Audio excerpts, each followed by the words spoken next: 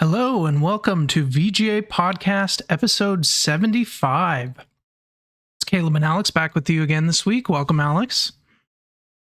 Yo, it's been a minute.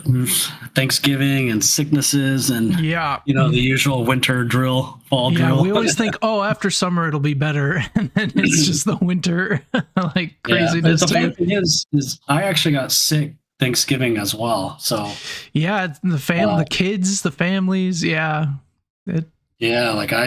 had some form of stomach bug. I was living that's in no the bathroom fun all weekend, and it sucks because I was at my mom's in Michigan for Thanksgiving. Oh yeah, so you weren't even home. And so I couldn't I felt fine enough to hang out, but again I would have to go to the bathroom because I have some stomach issues. I feel like 3 times an hour for a couple days. Dang. I was there, but I kind of wasn't. Right. And then we left on Sunday, and I finally started feeling better. Thank God, because I wouldn't have been able to drive home the way I was feeling. Yeah, that would have been horrible. Yeah, so when you texted me Monday that you were feeling good, I'm like, yeah, I didn't get much sleep. I wasn't feeling great either. So I'm fine with that. But yeah, it was overall, I guess, a good Thanksgiving besides that. Yeah. I had a good Thanksgiving. Right? Yeah, we hosted. We had a bunch of family over, so that was fun. Had some good food. Got sick, but that's for after. Yeah. Yeah. That's I feel like you're right. This time of year, we're always like, "Oh yeah, summer's over. We can be consistent," and it's just sicknesses and holidays and holidays. Yep. So. Well, since we missed a few weeks or maybe a week, I don't remember, but we've got a lot to talk about today. We have 2 movies and 2 shows to talk about. So we're going to be talking about Five Nights at Freddy's 2. We'll be talking about Wicked, For Good, I think it's called. And then we'll be talking about 3 episodes of It, Welcome to Derry. And then the 4 episodes that are out of Stranger Things Season 5. I'm very interested to see your thoughts on some of these. So, yes, same. I'm curious if we'll differ. I don't know if we will. I feel like we'll be similar, but who knows? Yeah. All right. Well, let's get started. Let's start by talking about Five Nights at Freddy's 2. So we'll give our thoughts without spoilers, and then I'll put a spoiler warning on the screen before we get into the spoilers.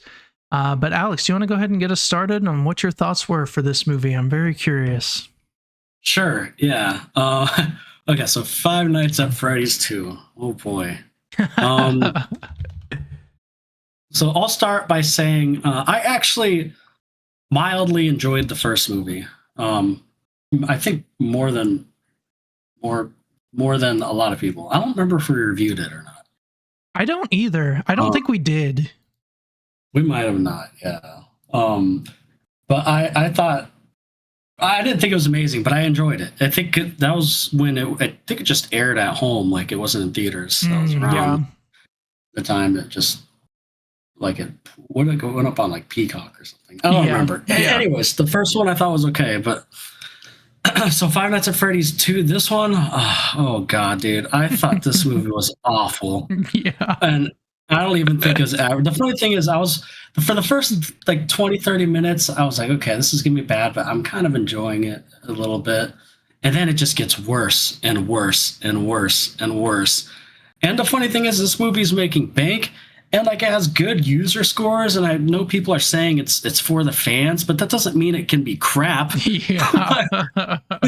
I wrote down a whole list of everything that bothered me. I'll read in spoilers. Okay, we're going to be here a while. There is so much things, and big things too, not even small things. Yeah. But this is awful. I'll give it a 2 out of 10. I think, I don't know, Five Nights at Freddy's fans might hate on us, and I don't know too much of the lore. I played a couple of games for a little bit, so I'm not hardcore into it. But for me, even if you are hardcore into it, that doesn't mean you shouldn't excuse it for being a bad movie. It's just the Halo show wasn't that great, and we're not over here, it had so much Easter eggs and that show was great. It wasn't that great. I don't know. I think it having fun Easter eggs and stuff, it shouldn't be an excuse for people to think it's a good movie. You can make a good movie with Easter eggs in it. That's Yeah. I mean, I guess maybe it's just not made for me. I mean, I saw it with people, a lot of teenagers and kids that were like freaking clapping. Yeah. And I'm like, oh yeah. So I guess just not for me. But as a I say quote unquote review critic, but an amateur, just average dude talking about it was awful. 2 out of 10. The only reason I didn't give it a 1 out of 10 is because it looked okay. I'll give it that. Yep. So, and that's pretty much it. Yeah, I'm right there with you. I was gonna give it a 1, but I thought about it. I'm like, you know what? The animatronics looked pretty good. But man, it was not a good movie. There were some so dumb. There were some moments that were just so dumb. Like you, I didn't mind the first movie. I didn't think it was that scary, but it was interesting. Like the whole plot with the kids and I know some of the lore. I've seen some YouTube videos and stuff. Like I thought they did some of that okay, but like it just wasn't that scary. But it was still interesting to see the animatronics and live action and stuff. But this one, it was not a good movie. No.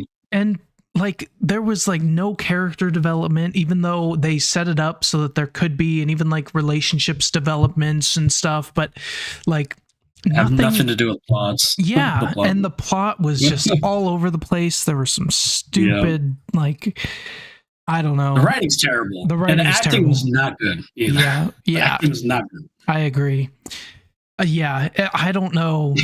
I laughed out loud just with how stupid some of the stuff was. It was just like, same. And it's not I literally did too. It's not even like it's so bad it's enjoyable. It's just like so bad it's like, trash. What am I watching? Yeah, sometimes there's like good trash. This isn't even good trash. Right. There was a few scenes which I literally wrote a paragraph of notes. Okay. That like it took me so much out of the experience. I laughed out loud too. Yeah. Yeah. And scenes that were supposed to be scary or serious. I'm like, what? Yes. Yeah. It's baffling to me how people think this is a great movie. Good for you if you enjoy it. I mean, I'm not taking it away from you. Good for you, but it's badly written, acted, everything about this movie was bad, except for, like you said, it looked okay. And I thought the new monster villain girl, what I don't remember her name. The Marionette looked pretty creepy, but also it didn't look like it was like fit in with the movie. I know it gets in the game and it was a little weird. I agree with you there. She was the creepiest part of the film for sure. Yeah, I agree. And for me, it's not that it was scary. It's just like, okay, I kind of like that design. I could see the creepiness. Yep. And I know she's probably from the game, so people are probably all excited. But number one, who would put that design in a freaking pizzeria for kids? Yeah, that's a good question. I don't know. Terrifying, like before it was a monster. Normally. Yeah. Who would think? Yeah, I'm gonna put this in a pizzeria and it's gonna come out once an hour or whatever, like Chucky. It's like a weird, like creepy doll-looking thing. Yeah. I don't know. Yeah, and one thing I will say is the writing, there's some movies where like at first you're in it and then it hits a moment and like it all falls apart. This started off like, what is going on? Why would these characters be doing this? Why? Just why? And during the opening credits, I saw that it was written by Scott Cawthon or whatever, who is the one who made the games. And I was like, oh, he wrote it? That's interesting. I don't know if he has any experience writing movies, and I think it shows. That's interesting. Yeah, I'm looking at him on IMDb, and a lot of it is Five Nights at Freddy's stuff. Yeah, it's nothing. Yeah. I guess an episode of Scooby-Doo. But yeah. And that's interesting. Five Nights at Freddy's 3 is in production. Oh, interesting. Yeah, they definitely. Yeah, that makes sense. Well, yeah, it made bank opening weekend. Yeah. So, yeah. But it was bad, man. The writing, the acting, everything about it. just everything. 2 out of 10. I wouldn't even go see it. If you're a fan, I guess be curious, go see it, but don't expect anything good. Even though fans will probably like it, apparently. Yeah. I don't get. I'm baffled how. I can get like maybe 12, 13-year-olds might think this is awesome. It's like what do you call it? A gateway horror kind of like. Yeah, I could see that. Yeah, it's like something stupid, fun, trash, like when you're a teenager. Yeah, B movie. Yeah. Yeah, getting you into the genre for, like a 12, 10, 13-year-old or something. But if other than that, I don't know how you can think this is good. I guess you could still enjoy it, but maybe it's just us. Maybe we just see so many movies and so many good movies, we just notice things more and we just can't enjoy that writing. Because I guess I could see people turning their brain off and just going out with their kids or family and having fun with it. Or if they're like really into the games and they're just like every single thing, they're like, oh, that's Balloon Boy. Oh, that's I don't know. Yeah. But like for me, it was it's just not good. And I don't know, man. 2 out of 10. We just need to get into spoilers. I want to hear this list. No, I want to hear your list. I know my first thing. We'll see if it's the same. But let's get into spoilers. Your things is probably in this. Yeah. Yeah. So, spoiler alert for Five Nights at Freddy's 2, the movie. You might want to wait till it's on Peacock. Yes. And even that lower your expectation. Or just replay the game if you're that into it. Have some drinks or something while you're watching it. I don't know. Yeah, or just play the games. Yeah.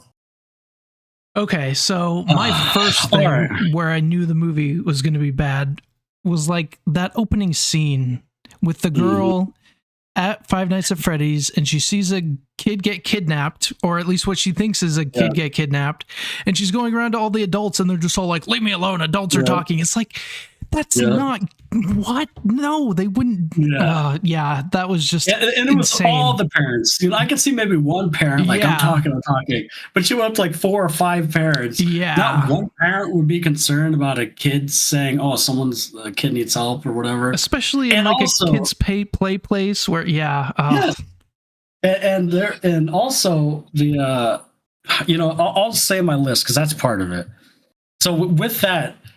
How did no one see the kid getting taken, first of all, except for one kid? Or getting like going out of that was just dumb. But I agree. That first scene was weird. I thought it was so weird and off-putting. I thought it was like a dream or something. And even like the next scene after that, after the credit, they showed the blonde chick wake up. So I'm like, did she dream that? I guess she was there, so it was supposed to be like a memory or something. But the way that they filmed it, where like the next scene was her waking up. And then they even talk about, I had bad dreams. Yes. So was that? I thought it was like it must have just been her thinking. I don't know, thinking about her past or showing it, and then her waking up. I don't freaking know. This movie doesn't make sense. No. So I'm just gonna list the things off, and then we can talk about each thing. So the first thing is number one, at the end of the movie. Why did stupid PETA? I'm just calling him PETA because he's from Hunger Games guy. What's his name? What's his name? Really, Hutchinson? Or whatever? Josh. Anyways, Hutchinson, something like that. Josh. Yes. So PETA. Why did at the end when they're fighting the mermaid, whatever the heck her name is, Marionette, turn off the freaking music box in the middle of the fight. Oh my god, I know. And then also, speaking of the end, a lot of things about this ending. Why did they just like? Number one, PETA turned on her, like it was off out of nowhere. That was on the blonde chick, jarring. Out of no freaking where. Secondly, his buddy just so happened to still be waiting outside to knock out her brother. Speaking of her brother, how did this chick never mention she had a brother that could possibly be a little cuckoo like her father?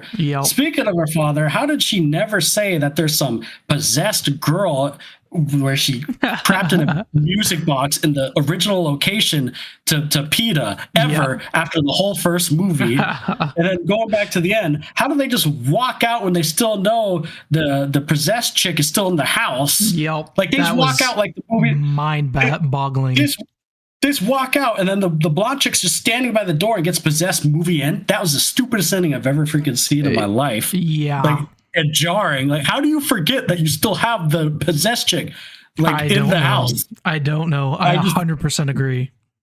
I don't understand that. That was one of the points where I was like, what the heck? Yes. That was literally so when he put dumb. down the music box and it stopped, I'm like, okay, what, why? And then like they're all just like mulling about. I'm like, where is she? You're not watching her? You're not like, yeah. They're not concerned about her. They walk out. The blonde chick's just standing in the doorway when she apparently forgot about a possessed chick in the back. Also, now the old spirit kids from the first movie can all of a sudden leave the location, and their excuse was, oh, they're shutting down because they're not supposed to leave their location. The animatronics, they literally say, can't leave the location. But yet the old kids from the first movie came and saved the day. Alex, you're forgetting something. It's the power of friendship. Oh God, dude. This whole ending. And Remember, Mike went there and said, "Oh, Abby needs you." Yeah, exactly. So they can temporarily, with the power of love and friendship, leave the place. And I love how they just explain it. Oh, they're shutting down because they're not supposed to be able to leave the place. Yeah, that's how they explain it. Yeah, so dumb.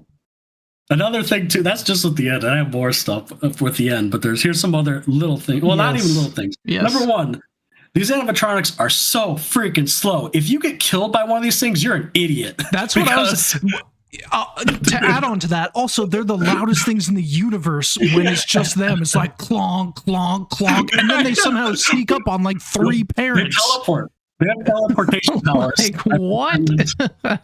Yep. So yeah, exactly. They teleport. They're teleporters. But they walk. So like that scene with the stupid science teacher. Oh Number my one, God. you run into a place that like has no exit, and you hide under the table with your butt and feet sticking out. Oh man, that was like a scary movie bit or something with someone running away and the like lamest like the killer's just like, you could totally get away better than this. Like, what are you doing? Those animatronics are that homeboy could have ran all the way to his car, drove home before that animatronic could have left the building. He could have gotten to Jurassic Park and get sprayed by one of those things again. It's insane how slow these things are. Like if you die for these things, you're so stupid. You're tripping. All these characters are tripping, acting dipsy and dumb. I think the school hallway was actually ice. I think that's what it was. Ice. It must be. And like you said, they have teleportation powers somehow. Yeah. They just pop up random times at random places with no noise, and other times they're freaking stomping around like loud machines. Yep. There was one point where like Bonnie comes through the vent or something, and Mike just like puts the vent back up, and then it's fine. Yeah. Like what? Yes, I know. I laughed at that part. I'm like, he's like, what do we do? And he goes back and he puts the vent back up. Yeah. And then, I'll just get to the most annoying thing in the whole movie for me. Is this part. And I know this is an Easter egg. It's not even the part where he puts on the bear mask. I get that. Whatever. They think he's an animatronic. It looks dumb, but I get it. It's honestly one of the more believable things in the movie. And it's ridiculous, but it's one of the more believable things. Yeah. So I'm not even going to bash that because I understand that. The vent thing was freaking funny. I laughed at that. But whatever. I'll excuse that too. The worst part, and I was going to say this for the end, but we're already on the topic because I have other things. Yeah. Is the last 20 minutes, the whole point was for him to stay, for her to go find the animals to stop him, and he could track them on the little thing on the computer. The whole ending, the whole last 20 minutes, she was getting attacked. These things were attacking everything. He was getting attacked. And then boom, he could deactivate them from the computer the whole time. Why even need to track them? Freaking time. The last 20 minutes of the movie did not need to happen. Why would you go up with this whole plan if you could just deactivate it from they were doing this whole last 20 minutes. Oh, we need the walkie-talkies. Tell me where they are. Locate all of them. I need to stop them. And then he gets attacked find the bears that are still there. Yeah. And he shuts them all down from where he was like tracking them for her. Yeah, maybe should have led with that. Like, dude, when that happened, I literally laughed out loud. I'm like, this is the stupidest thing I've ever seen. Like, dude, I was baffled. How can you write this? Like, what were they thinking when they wrote this? Like, seriously, I don't know. Like, that was the biggest, like, obvious, like a 2-year-old could have thought of that. It felt like he had to, like, he wanted to make it seem like the game, so he's at the computer and doing all this stuff at the computer while they're attacking him. But, like, yeah, at the end, it just doesn't matter. None of it mattered. Like, yeah. She's literally like, oh, we'll go track 20 minutes. Her, she's the stupid things fighting her in the car. That was another stupid scene. And then she goes in the houses, and he's getting attacked because Marmalade or whatever her name, the creepy chick, Marionette, Marionette activates him in there, and then that's the cool game scene, right, where he puts on a mask and what's gonna happen? I don't know what to do. I'm gonna die. I could just deactivate them. Yep. Why did blonde chick, I don't even know her name, leave and do all this? Even if she didn't know, don't you think they would try to deactivate it from the computer first? Oh, and yeah, true. And also, and then they come back on 5 minutes later. at the house.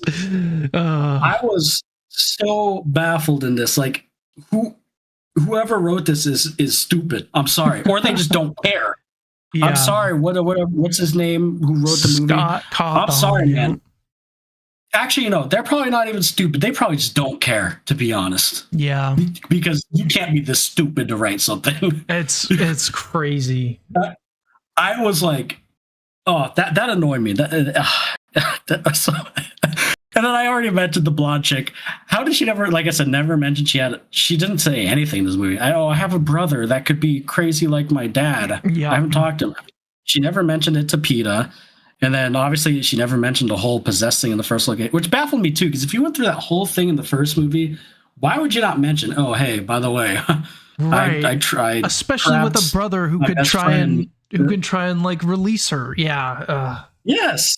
Like, I don't understand that. And also, like you said in the beginning, how did the parents not see or know anything or care?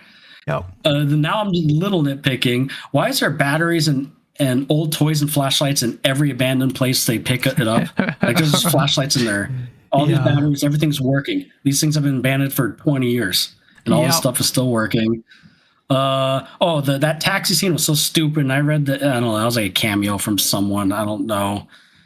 Like, that dude is from something. Oh, okay. Yeah.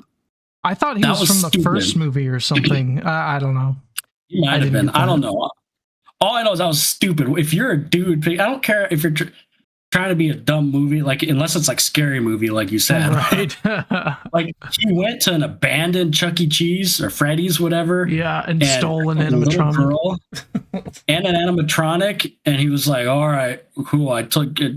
Like, what? I guess we're doing this. Like, basically. Like. And also, the girl rode her bike all the way to that place, and like, I just don't understand the distance, because she had to drive back because the thing couldn't fit on her bike. But then the other animatronics walked back to the festival or whatever. It's like, what's this? How did they walk all the way back? It makes it seem like all of this is within a 1 mile square area, but then also, like, they've never heard of the second Freddy's place. Like, it doesn't make sense. I don't understand. And then also, what was the point of that dream sequence with her and her dad? It's like they're trying to be cute and like build that relationship or show her past with her father, but it had zero impact on the story. That was the most pointless dream sequence I've ever seen. Yeah. I think they just wanted that character in there, but he's like, quote unquote, dead still. Yes. That was just so Which dumb. I like Matthew Lillard, and I think he was probably one of the better actors in this movie for his role, but it was pointless. Matthew Lillard, but even I was laughing at his lines in this. Like, that whole dream sequence was like so funny and not in a good way. And it could also be me being biased because I swear all I could think of is Shaggy now with him. Yeah, I know. I know a lot of people think of the first Scream movie with him, but I think of Shaggy. All I could see is Shaggy. But I thought that whole dream sequence was really odd, and it was not good. I don't think it was so out of place too, and I don't know. And that's the thing, like they're trying to set up these characters growing, her specifically, I guess. But like it doesn't then let any room for it because she didn't say anything, and then PETA gets mad right at the end, which like she confesses, this is my family or whatever. She's like standing with them, and then he's like, screw you, get out of here. It's like, okay, that was just very jarring. Yeah. And then, in all this, we're not even touching the acting. So the acting was bad. I mean, PETA did okay, but he just had nothing to work with. Yeah. Yeah. The blonde chick, I mean, I guess she did okay too. But nothing special. The girl, I'm sorry, she was terrible. Yeah. I don't like being mean to kid actresses or actors, but she was terrible. Honestly, I don't think any of them did good, but it's probably because of what they have to work with. There's nothing. Yeah. Sorry. Yeah, it was no, you're good. Like some of her lines with PETA, like, were just so cheesy. I thought you liked orange slices. Well, that was until I threw up. Yep. Whatever. I don't remember the line. And then she brought it up later. Yeah. It almost tasted like the orange peels I threw up. Like, okay, I don't know. The line delivery is just weird. And then another kind of nitpicky thing, I can kind of see it with the kid, but kind of not, is why is this girl so obsessed with her friends? I mean, I get it. They were good. They saved you in the first movie or whatever, but it's kind of like, and this is PETA's fault too. Like, you kind of got to move on, man. That's kind of weird. Yeah. And also, like, I know they were like possessed and all, but they still tried to like murder people and stuff. So it's true. You gotta like move on. But hey, power of friendship, like you said. Power of friendship. Yep. They came in like the Avengers. That scene where they came in, they tried to make it look so cool, but it just did not hit for me. No, I cracked up. And then another thing I hate that they do in movies that they did in this movie is when the blonde chick, she is trying to find the little girl. She goes to PETA's house and knocks on the door, and the little girl's like, we gotta play hide and seek or whatever. Anyway, she told the blonde chick, I went to the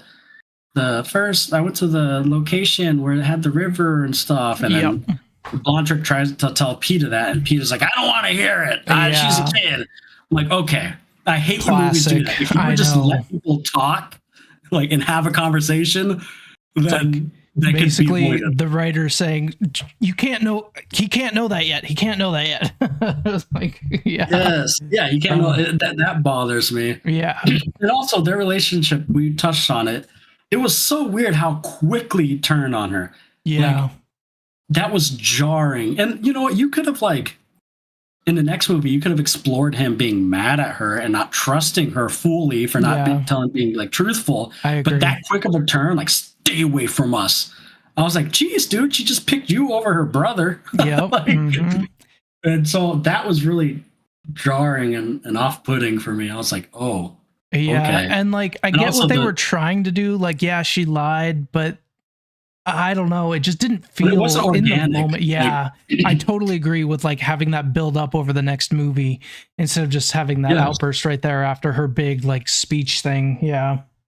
Yeah, like that could have been an interesting like development in the third movie. Like they're trying to work together, but it doesn't fully trust her. She's kind of trying to earn his trust back. Yeah, I don't know. And then have her go back in the third movie and get possessed or something like. Yeah, that was a cliffhanger. Like, and you know me, I actually like cliffhangers, but this one was awful. Yeah, only if they're good. It's not a complete movie. Yep. It's not a complete movie. It's and then I know we already said it, but the friend that outside that just saved the day. So is he just sitting out there this whole time? Yeah, like all these things are breaking in. He's hearing all these screaming. Yeah, seriously. Like, that's fine. The old spirit animatronics come in, and he's just sitting there in the driveway still. I don't get it. Dude, I was baffled. And again, just to reiterate the ending, how do you not remember there's still your possessed best friend is still in the house. Yep. That is insane to me. Absolutely insane. I do not get it. They just left the house and they try to be cool with this cliffhanger, like, oh, now she's possessed, and now she's gonna try to probably the next movie she's probably gonna try to hide at Marinette or whatever and try to act like she's get close to PETA again and make him trust her. Or maybe I'm giving the movie too much credit. It might, yeah, you might be. Yeah. But and I will say, like, the ending. Yeah, the ending. Well, yeah. And the computer thing that legit pissed me off. Like, they were making such a big deal in the last 20 minutes of the battle. We got to find them. You stay here and track them for me. And what are we gonna do? And then we could just shut them off. Yeah, it was like they were trying to set up a Stranger Things. Like, we have a plan. Let's go execute it. And then it just here's a button. Click. After a while, just click, just randomly. The whole last 20 minutes, the most pointless last 20 minutes ever. Anyways, what were you gonna say before that? I was gonna say we touched on it a little bit before spoilers, but I thought the marionette, when she takes over the girl, actually looked pretty creepy. But I agree with you that it doesn't really it feels out of place. Like, it didn't seem, because I don't think that really happens in the games, and it doesn't look like any of the animatronics. I don't know. It just felt it was like an Insidious movie or something instead of like Creature instead of a Five Nights at Freddy's. It just felt weird. Yes, I agree. And that was creepy. Like, so when that film crew went into the place, which, by the way, as a film crew, why would you like split up? Aren't you supposed to be like making a documentary? Aren't you supposed to be like, were they just getting B-roll? Yeah, I didn't understand that either. I guess he did say I'll get some B-roll, but like, I don't understand why they all split up. And that river, any scene in the river was so stupid. I fell into the water. I can't get out of this 2-foot high river. Like, every scene in the river was so PETA stupid. had one in it where he was like struggling to get out. It's like, man, did they lube that up with grease on the sides? Like, what? I know.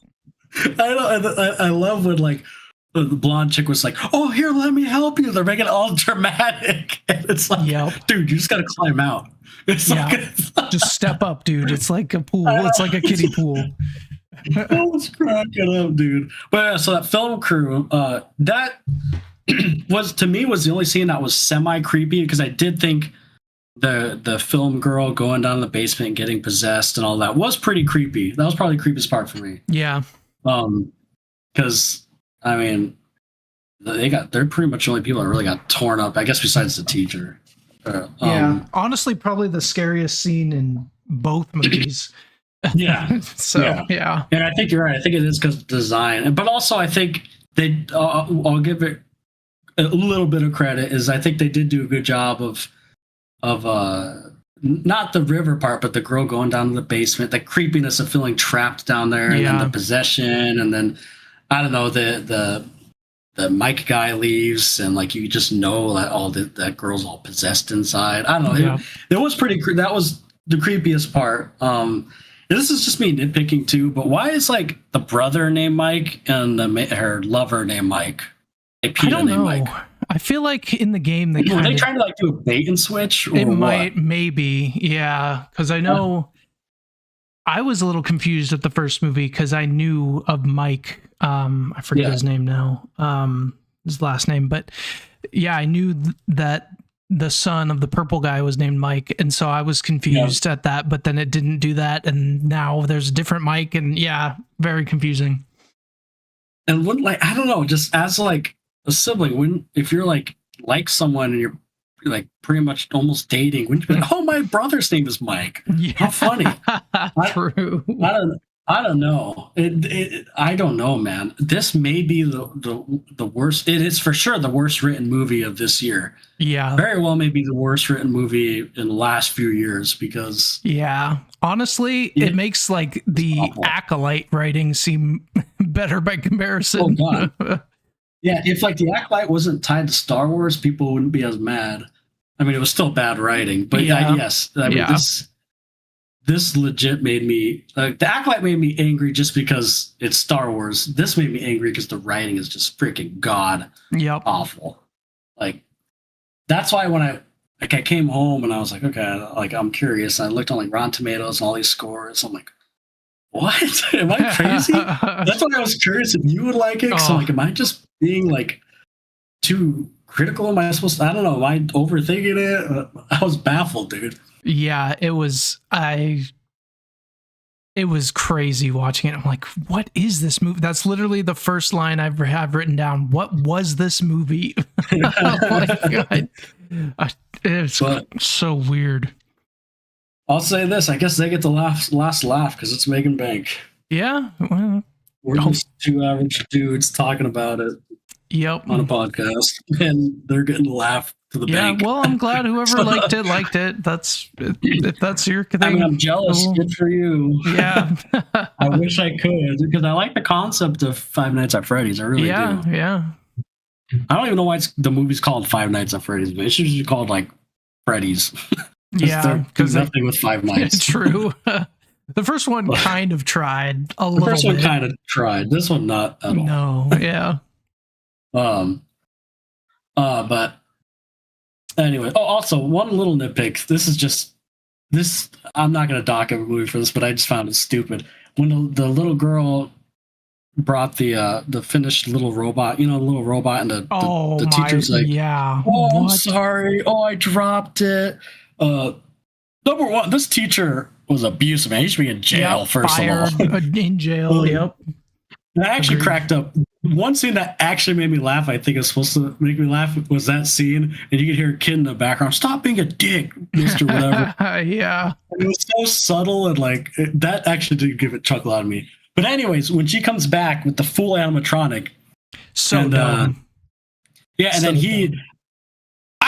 this is the one part where I agreed with the teacher. Like, you're expecting me to believe you built this thing? Yeah, seriously. You're supposed to feel bad for the little girl. Like, what is the teacher supposed to think? You just left a few hours ago. Yeah. So like, dumb. I would have thought there's someone in there too or something. Like, yep. But anyways, yeah, I guess I'll stop ranting. That's everything I had. It was awful. 2 out of 10, and 2's being generous. Oh, one last thing. I didn't realize that the Chica voice was Megan Fox. I did not think the voice actor of Chica was very good either. Like, I couldn't even tell. Yeah, I couldn't tell, but yeah, not great. Well, I didn't think she was either. And I know, like, they're trying to do some of the cheeky humor, like, I just want to see what's inside your brain. Oh man, they did that. Nothing. They did that too many times. The first time was okay, and then they did it again, and then they did it again. Yep. Yeah. The thing is like, like this could be like a cheesy, cheeky, funny, stupid movie, but they try to be too serious. Yeah. Mm-hmm. Like, in so much lore and all this stuff, it just doesn't. Like, I'm trying to compare it to something that, like, I don't even know. Stupid, funny movie. That it knows it's so stupid, but you're having kind of like Megan, I guess. Do you ever watch Megan? I haven't watched that yet. Mm-mm. Yeah. Kind of like that one, like they kind of know it's stupid, so they kind of lean into it. This, I feel like they're trying to be legit. But yeah, it was bad, man. Not great. Not a fan. I was so excited to talk about this because I needed to rant to somebody. Because, like, obviously, like, my wife Kara, she's not going to care. Yeah. This is therapy. This was very therapeutic talking about this movie. I'll bill you for this therapy session. It's okay, worth it. Yeah. Okay, that's all I got. Oh, that felt good. That legit did feel good. I feel great now. Good. Yeah. I watched it. I'm like, what the heck? That blew me away. I can't wait to rewatch this review in like a year. I'm gonna be like, oh yes. Five Nights at Freddy's 3 comes out.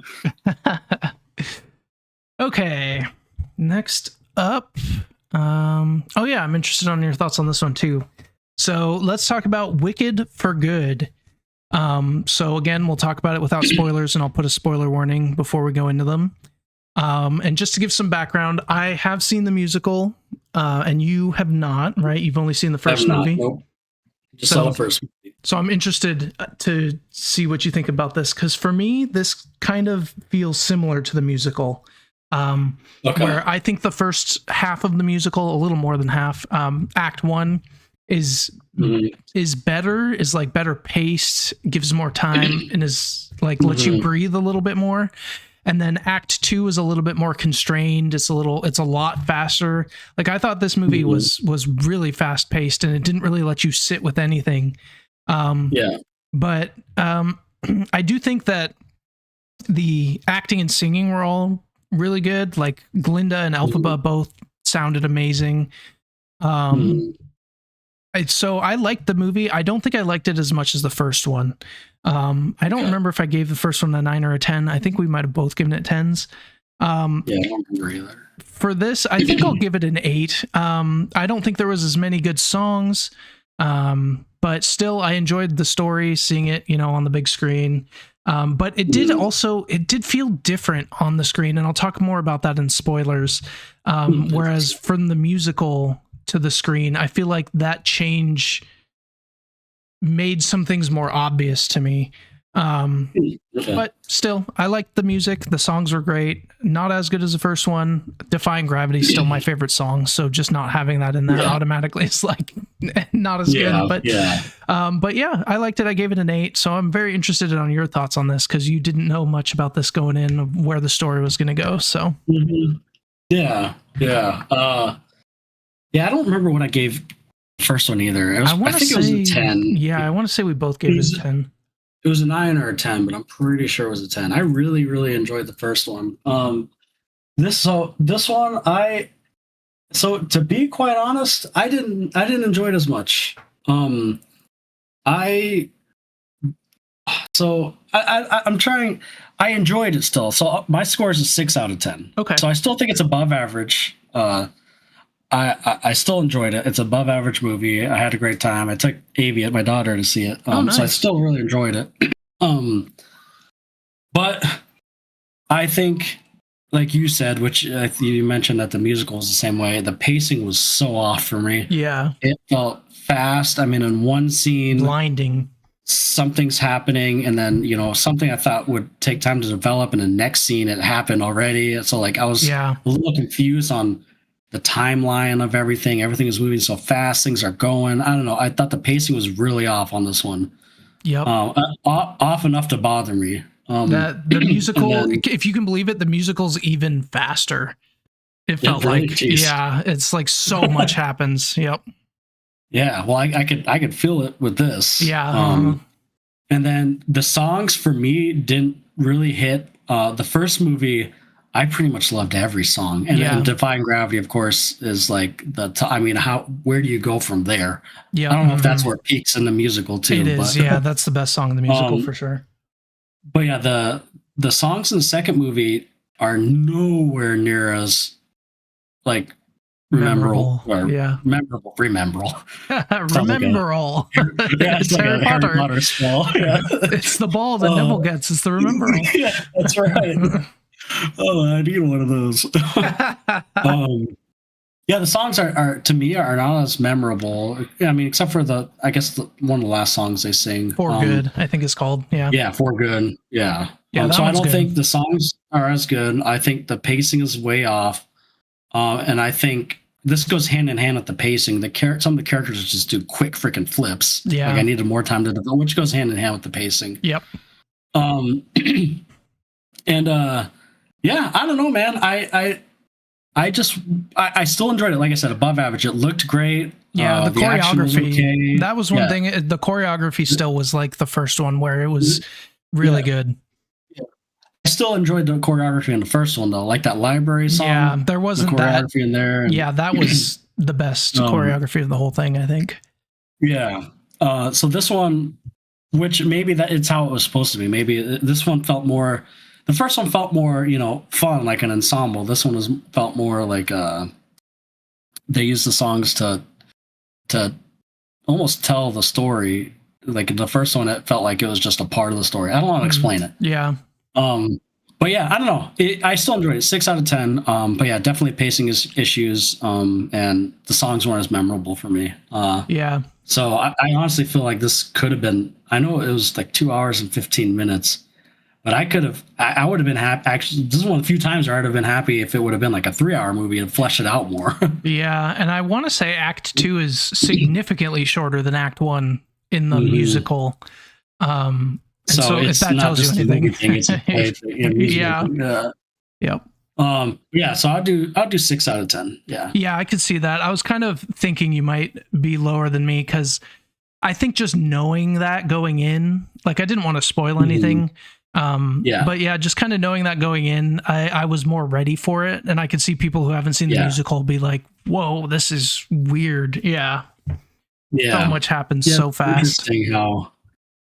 It is interesting because you could prep yourself for it a little bit because you kind of knew it from the musical. Whereas me, I was kind of expecting a nice, slower, fleshed out pace like the first movie. Yep. Mm-hmm. And I think there's reasons for that, but there's like spoiler stuff there, so I'll talk more about that on my thoughts on why that is, and part of the change from like play to movie too. So, kind of had a part in that too, I think. Yeah. Okay. Yeah. But you ready for spoilers?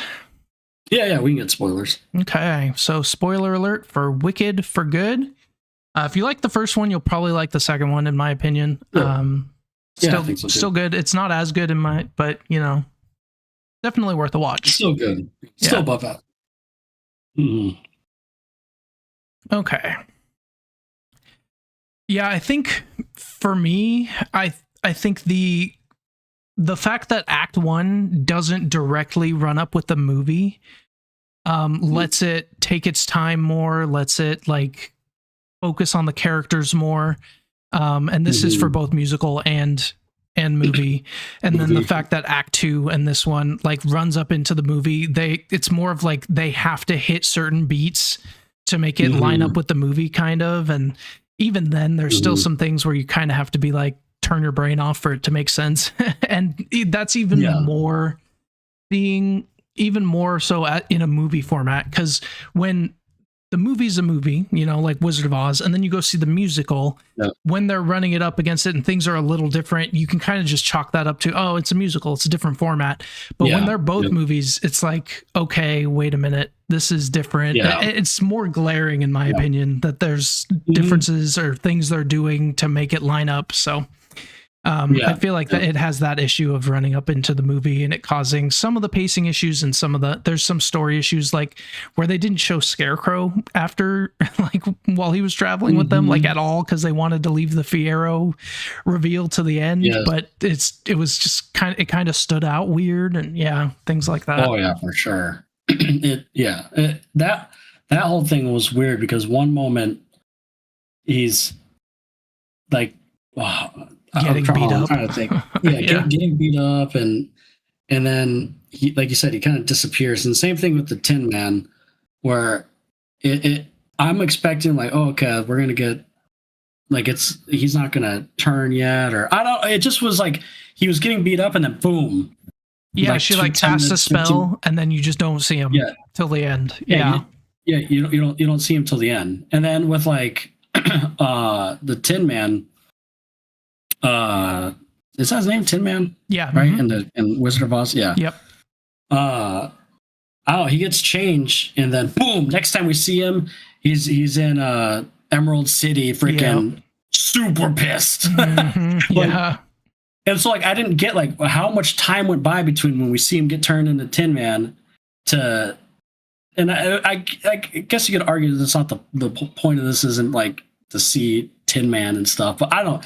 For me, I've never seen the musical, but I love Wizard of Oz. It was jarring just going from the transition from him turning to Tin Man to he's freaking like angry out for blood. in Emerald City, like angry, like he's a different character from the Wizard of Oz. Yeah, he is. Yeah.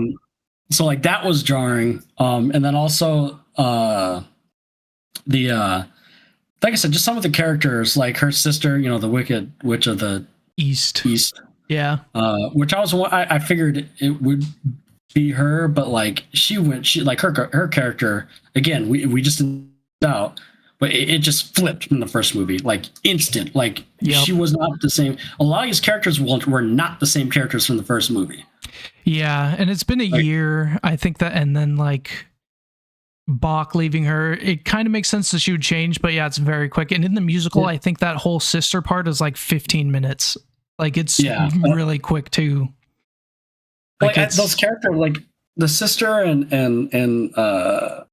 the guy who plays Tin Man, what's his name before he's Tin Man? Bach, yeah. Like in the first movie, you know, I loved them. You know, they fleshed them out, and you feel, yeah, that's right.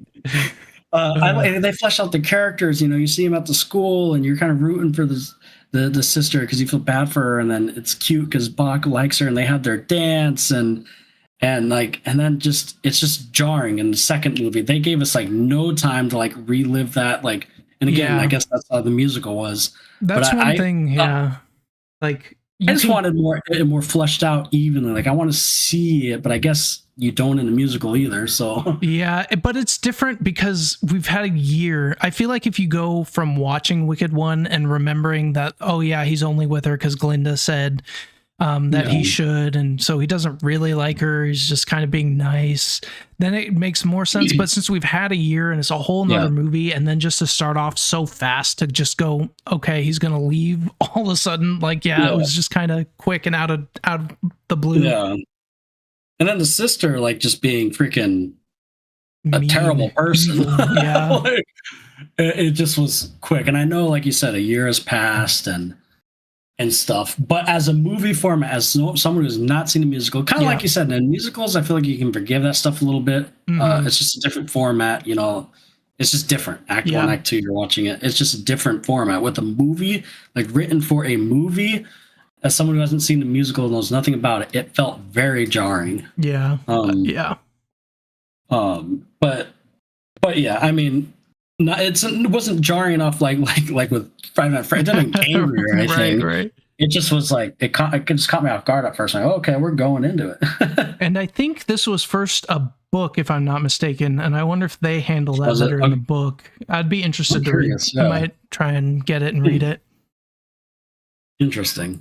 But yeah, I mean, besides that, and like it was still good. I enjoyed it. Like I said, the music for me didn't hit as good. Like I remember a lot of the first movie's music. I don't remember a lot of the second movie. There's a lot more memorable ones, like Popular, No One Mourns the Wicked, and Defying Gravity are probably 3 of my favorite songs in the whole musical, and they're all in the first movie. Yeah, exactly. So while they're still good, like you said, more memorable. And the positives I will say is I think the acting is still great. I love. I think Ariana Grande still did great as Glinda. Yep. And the girl who played Elphaba, Cynthia, she did good. I will say for me, Elphaba, specifically in this one, was a little less interesting for me than the first one. Yeah. Because I feel like that's just her role. She kind of has to be like she said, she has to be that person who's she has to be wicked for Glinda to be good, kind of thing. Yeah. And Glinda for me is like the more complex character. And I don't know if that's how it is in musical. I'm not taking away anything from Elphaba. She's obviously great. I just think with Glinda, it's like you're rooting for her, but at the same time, she's kind of selfish and she knows it. Like she's just more complex for me. Yeah, and like. And Elphaba is more like she's shouldering it. She's not showing as much emotion. She's trying to do what needs to be done. Yeah, exactly. So it's not like the actress. So it's like not bad writing or anything. I just find Glinda's character more interesting because I think that's the thing that the musical and the movie does the best is give way more of a characterization to Glinda the Good Witch. It makes it way more interesting. Yeah, that's how the musical is too. Yeah. I mean, like you get to see, oh, this is how the Tin Man became the Tin Man. But to me, that's almost like an Easter egg. Whereas like with Glinda, it's like you really get to know her character and who she is. Yeah.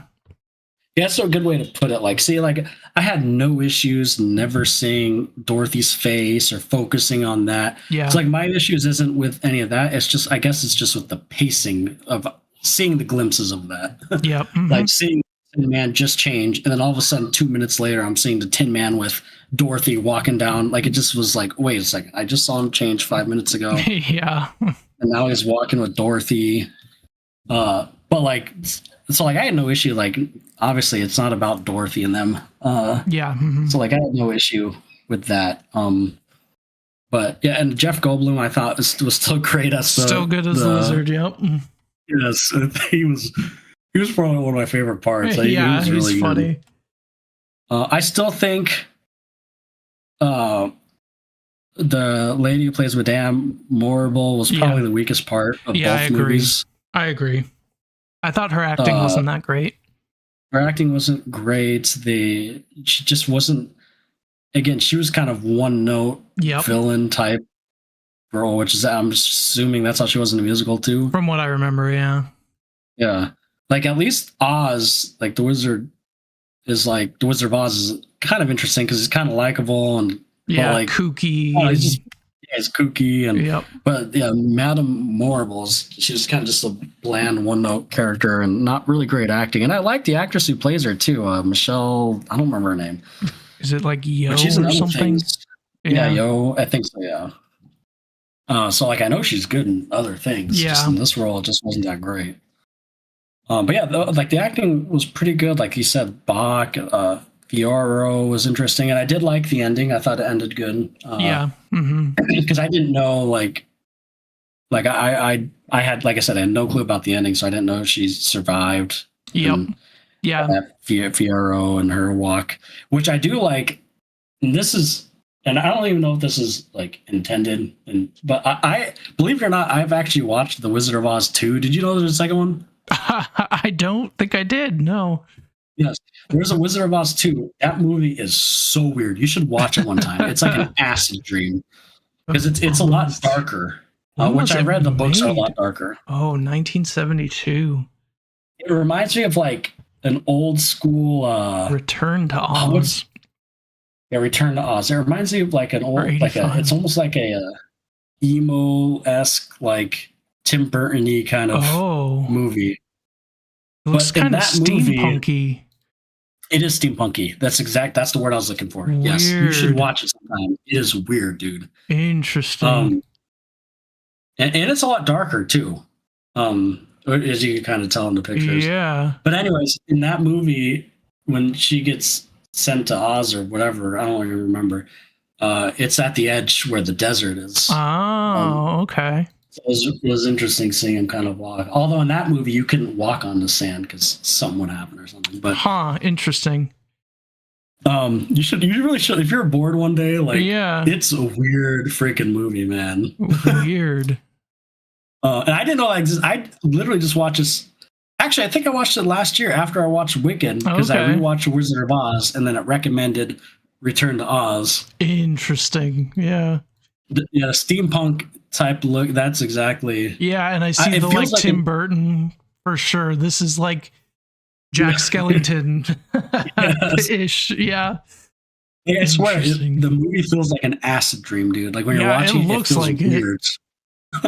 Yeah, this feels like it came out in the 80s. I'll check that out.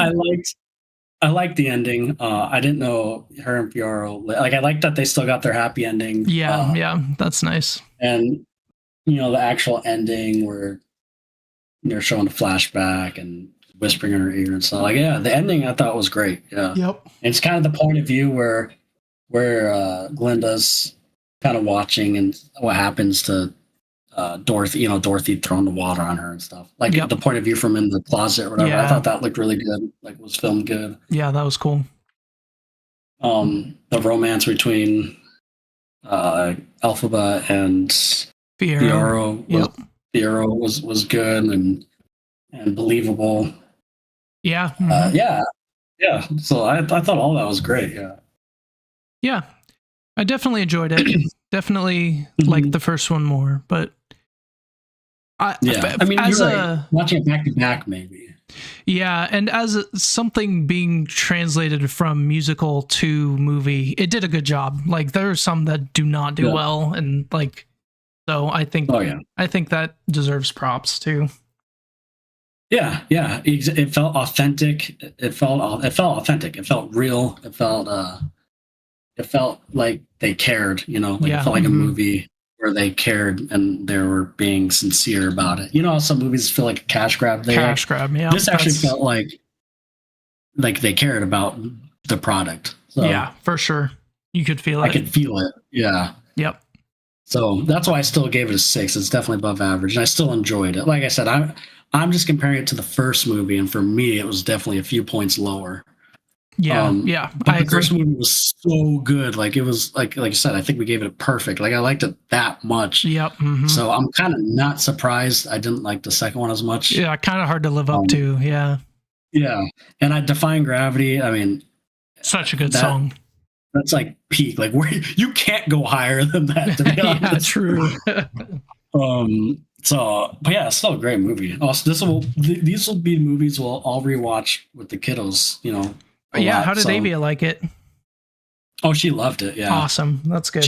She loves Glinda because she loves the bubble and the princessy. Yep, that's funny. But yeah, she really liked it. Yeah, that's good. So I think she liked the first one more too. Okay, yeah. But again, I think the first one just has those, the popular song and all the catchier music per se. And it's more fun. Plus, it has it's more fun, with the school dance. And, yeah. So, but she enjoyed it. Nice. That's cool. All right. It was a good time. It was packed. I'll say that. Yeah, mine too. Okay, I think that's all I had for that one. Yeah, same. Let's see. Let me change. What do we have next? It? Yeah. Let's see. We have 2 episodes to talk about, right? I think it's 3 technically. Is it 3? Yeah, but I have a feeling we'll talk more about the most recent one. Yeah. Okay, so episode 5, 6, and 7. Yeah. That's okay. Because I don't think we talked about you're right. The Neibold Street one. Yep, you're right. Okay, I'm looking at pictures of it. I remember that one. Okay. All right, yeah, let's talk about it. Welcome to Derry, episodes 5, 6, and 7. I did that wrong. And we'll talk about it without spoilers first, give our scores and thoughts, and then I'll throw a spoiler warning on the screen when we're ready to talk about spoilers. So, Alex, do you want to go ahead and get us started with it? Welcome to Derry. Sure, yeah. So I think these 3 episodes that we're going to talk about are the best ones of the season. I really enjoyed it. I think it's peaking where it should peak. They're doing things. I remember I was talking in the podcast a couple episodes ago about me kind of not liking these newer kids, and these episodes kind of made me like them more. They did what I wanted them to do. Gave them more characterization, made me care about them more. The plot's moving forward, the horror's there. I mean, I've been digging these episodes. Episode 5, I gave an 8 out of 10. That was the episode. And if you know what I mean without spoiling anything. And I thought that episode finally was, I liked what they did with the story. It was really interesting. Even if you could see it coming, it was still interesting. Yeah. And I'm dumb. I actually didn't see it. I knew something was weird, but I didn't think it was that. Yeah. But I thought it was good. Like that had a lot of good horror. Characters finally started kind of coming together. That's where the storylines kind of started coming together. I really enjoyed it. So I get that one an 8. And then episode, was it 6? Yep. I really enjoyed this one too, actually. I give this an 8 as well. I think this episode was the episode that they finally started giving me some characterization with Marge specifically, and Rich, the kids. Yep. And it finally, like I said, the storyline started to intertwine and things are moving and you're getting better grasp of where it's going, and it's all kind of starting to click. And I just love what they were doing with the characters in this episode. It's kind of a fun episode. Yeah. And agreed. episode 7. So what? Last night's episode. Oh, okay. So this one was great. I love this one. This was my favorite episode of the season. There's one thing that bothered me a lot, kind of, but I enjoyed it so much. I'm not gonna let it ruin it for me. Okay. And you'll probably agree with me. It didn't bother me a lot, but I think some of the reasonings is stupid. Yeah. For the military. Yeah. But besides that, I mean, I loved it. This episode was top notch. We get into spoilers, but the camera work, the acting, the horror, the story, there's a lot of stuff that happened in this episode. Yep. I give this one a 9. I think it's the best episode of the season, and it gets me excited for the finale. Yeah, I think we're so 8, 9. I think we're pretty close. I was between an 8 or a 9 for episode 5. I ended up giving it a 9. I really liked. I can see that. Yeah, it was just a really good episode. They had some really interesting ideas, and that's pretty much all I can say on it until the spoilers. So yeah, but yeah, and then episode 6, I also gave an 8. It wasn't bad or anything. Like, I still really enjoyed it. I just thought episode 5 was a little better. And like you said, like, this is where you really start to like care about the kids a lot more, and like you start to get to know them more, and all the stuff kind of comes together. And then episode 7 was just amazing. I gave that one a 9 as well. It felt like the camera work was so good. We got some, like, I don't even really know how to talk about it.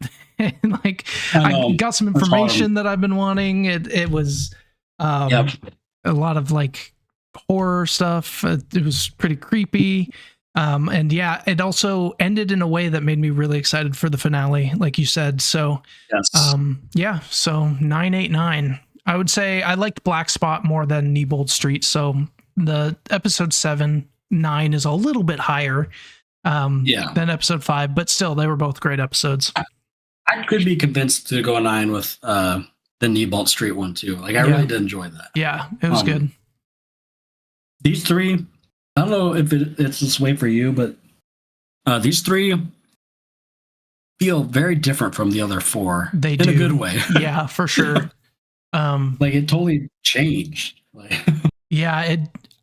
after the cemetery scene, I was like worried the next episode, but then it got into this 5th episode. I'm like, okay, I think they're fully back on track. It feels like they're really hitting their stride. Yeah, it definitely felt different. I agree. Mm-hmm. Yeah, I thought the kids' acting improved. I know like I said, I was kind of criticizing them earlier. Yeah. Mm-hmm.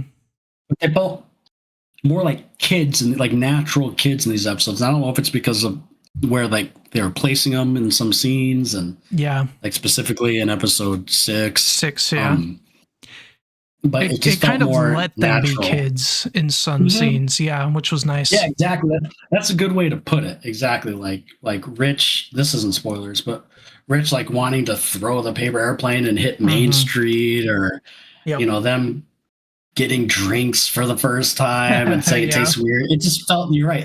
Let them be kids more instead of like, I don't know. It just felt more natural. Yeah. And the adult acting was good. I mean, like I said, the stories were kind of all starting to collide together, become more clear. Like, it's some good stuff. Yeah, and the cliff, there was a cliffhanger in one of the episodes that I thought was really good too. Got me really excited for the next episode. So that's a good way to do a cliffhanger. 5 Nights at Freddy's. Yes. Yeah, a couple of those episodes. Even this last episode had a good cliffhanger. True. But you still feel satisfied though, unlike 5 Nights at Freddy's, where it's like in the middle of the climax. Yep, definitely. And then obviously, like with Pennywise, I don't want to. It's just hard to talk about this without spoilers. Yeah. I think we can get into spoilers now.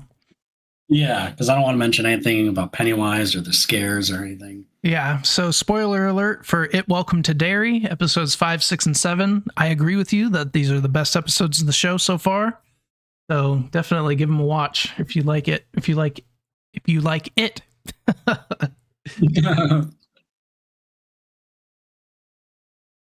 Yeah, for the episode 5, I thought it really showed, well, there were two things. I liked how he used the kid to lure them into the sewers. Like that was a good way. This episode really showed how good Pennywise is at like controlling everything, and it really showed the extent of his powers. He was in like multiple places, being multiple things. But I thought the most interesting thing was showing, it's not Halloran. They have such similar names. They have very similar names. Yeah, showing the pilot guy. I'll tell you right now. I'm looking it up. The pilot. Oh Lord. No. Yeah, I know what you're talking about though. And then Hanlon. Hanlon. Showing his wife in the sewers, and then us as an audience knowing, oh, his son is down there. Like for me, I'm like, oh shoot, he's gonna think his son's not real, and then like it happens, and then there's a death because of it, and like I thought all of that was a really good way. Like, I also like how they introduced Pennywise. Like he looked great, he looked intimidating, but I liked how they showed how much control he has down in those sewers, and how he's just like a puppeteer controlling the strings. Yeah. So that's why I gave it a 9. I agree. Because I loved all that. I could be convinced a 9. Yeah, I was thinking about a 9 too. Because you're right. And I'm dumb. So I obviously knew it's not that simple with what's his face coming back. I don't remember his name. Maddie. I found it. And obviously, like I knew something was off. I didn't know it was going to be Pennywise all the time though. Yeah, I definitely thought he like maybe Pennywise like was like had like something over him. Yeah, was manipulating him somehow. But yeah, no, I didn't think it would just be Pennywise. Yeah. Yeah, when his first reveal was really good. I liked it. Yes, he looked. I was waiting for that. Yep, that's what I've been waiting for this whole show. I know. And you notice like how much more we like these episodes when Pennywise is in it. Yeah. It's insane how much just having it as Pennywise like elevates it. Yeah, he's so good at that role. It's so creepy. Oh yeah, I know. What's his face? What's his name? The actor's name? Bill Skarsgård. Yeah. But yeah, in episode 5, that's kind of where the storylines start to kind of connect, because obviously the military's down there. Yep. So pretty much Halloran. Oh wait, now I'm getting confused. Halloran. Or Halloran, yeah. Halloran. No, Halloran. Halloran is the one with the psychic powers. That's all I know. Yes. Yes. Him, because he gets in the guy's head, and basically they find out he's in the sewers, right, or something. Sewers. Yeah. Yep. And that's why they go down there. They take him down there, and the military go down there. But then at the same time, the kids go down there because Pennywise is luring them down there. Yep. So then they finally like collide, and this is kind of where like. Not Halloran, but the other guy, the pilot guy. Yeah. He starts to like, and they all kind of start to believe something's like they kind of know they're hunting a creature. The extent of it. Yeah. Mm-hmm. Yeah. And I agree with you, that scene where his son's down there and what's going to happen. And I saw some people were complaining, why didn't you just move the gun? Why do you have to jump in front? But I think when you're like, adrenaline's running and stuff, I think you just I don't you just do what you're gonna do. Like, right. I don't know. Yeah, I don't have an issue with that. That's like split decision. He's trying to save the kid no matter what. Yeah, I don't think he cared. I think I think it was more about the kid. He'll jump in front of the freaking gun. I don't think like if that was my kid too, I think my first instinct wouldn't, as dumb as it may be, I feel like my first instinct would be in front of my kid than to move the gun. Yep. Just as like a first instinct kind of thing.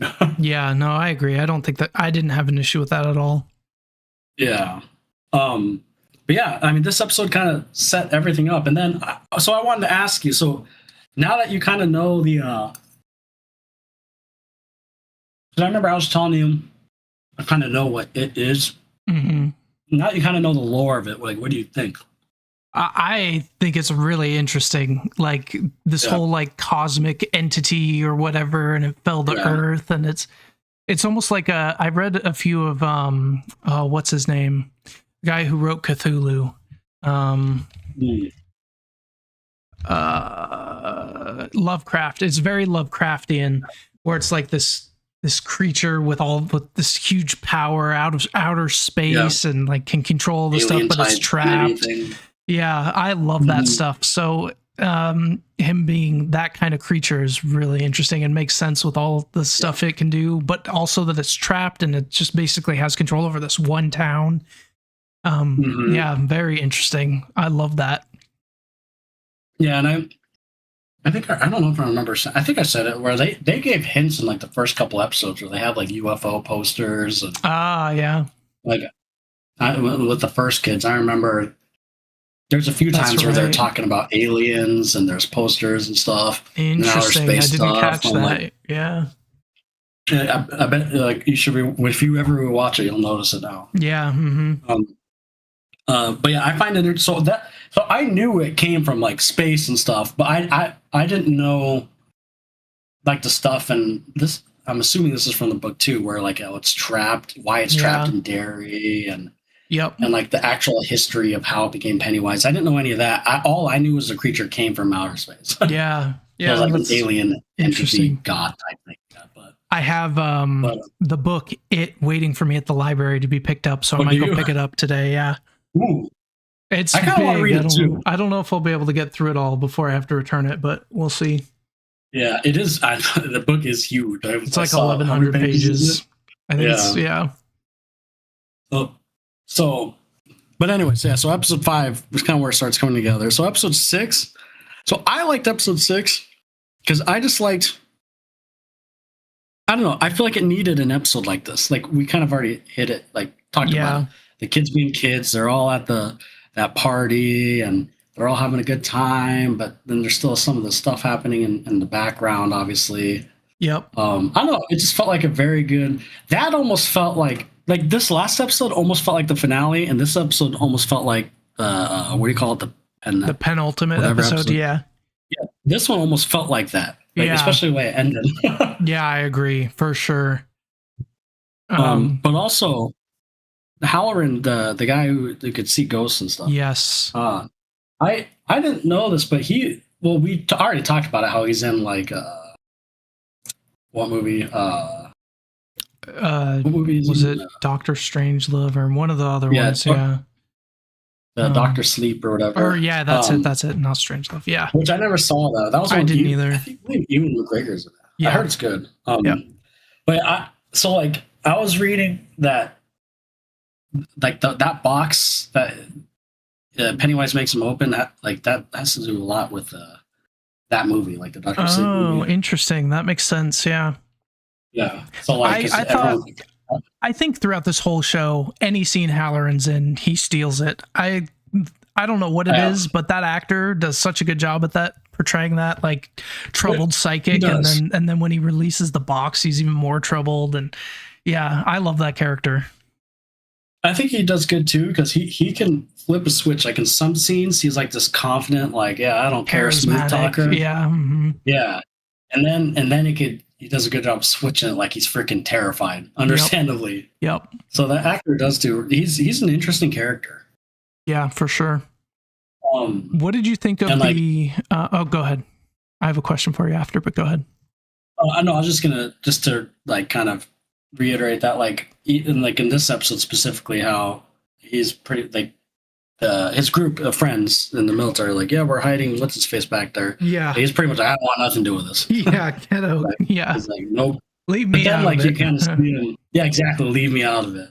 But then throughout the episode and the beginning of the next episode, you kind of see him like you know what, standing up or like saying he's not there, and he puts himself in the middle of it, even though he doesn't want to be in the middle of it. So his character is just really interesting. I like it. I agree with you. Yeah. So for episode 6, I feel like the big reveal in that one was the Periwinkle reveal. Did you know anything about Periwinkle, and what did you think of that reveal? I did not know anything about Periwinkle, but I feel like I've heard Periwinkle before. Yeah, I kind of have that same feeling. I feel like I've heard that name. But I did not know anything about it. Yeah. And I actually, so two things is I was a little worried what they're going to do with that. Yeah. But how it ended in the next episode, I was totally okay. Like I actually enjoyed it. Yeah. Yeah, I kind of agree. I was hoping they weren't going to do. I just was hoping they weren't going to do bait and switch and be like, we're not going to focus on Pennywise anymore. It's going to be Periwinkle. Yeah, I was a little worried about that. Yeah. But they didn't, and the way they did it and put it together within the story made it interesting. I liked it. Yeah.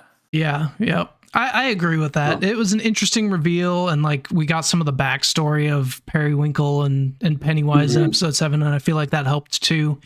And yes, definitely. I mean, in episode 7, jumping ahead, when she's like, "Wait, you're not my dad," I was like, "Well, duh," yeah. But I was watching the camera and I looked at her. I'm like, "Oh no, shit." Yeah, it's eating a severed head. Like, duh. It's eating brain and teeth and stuff.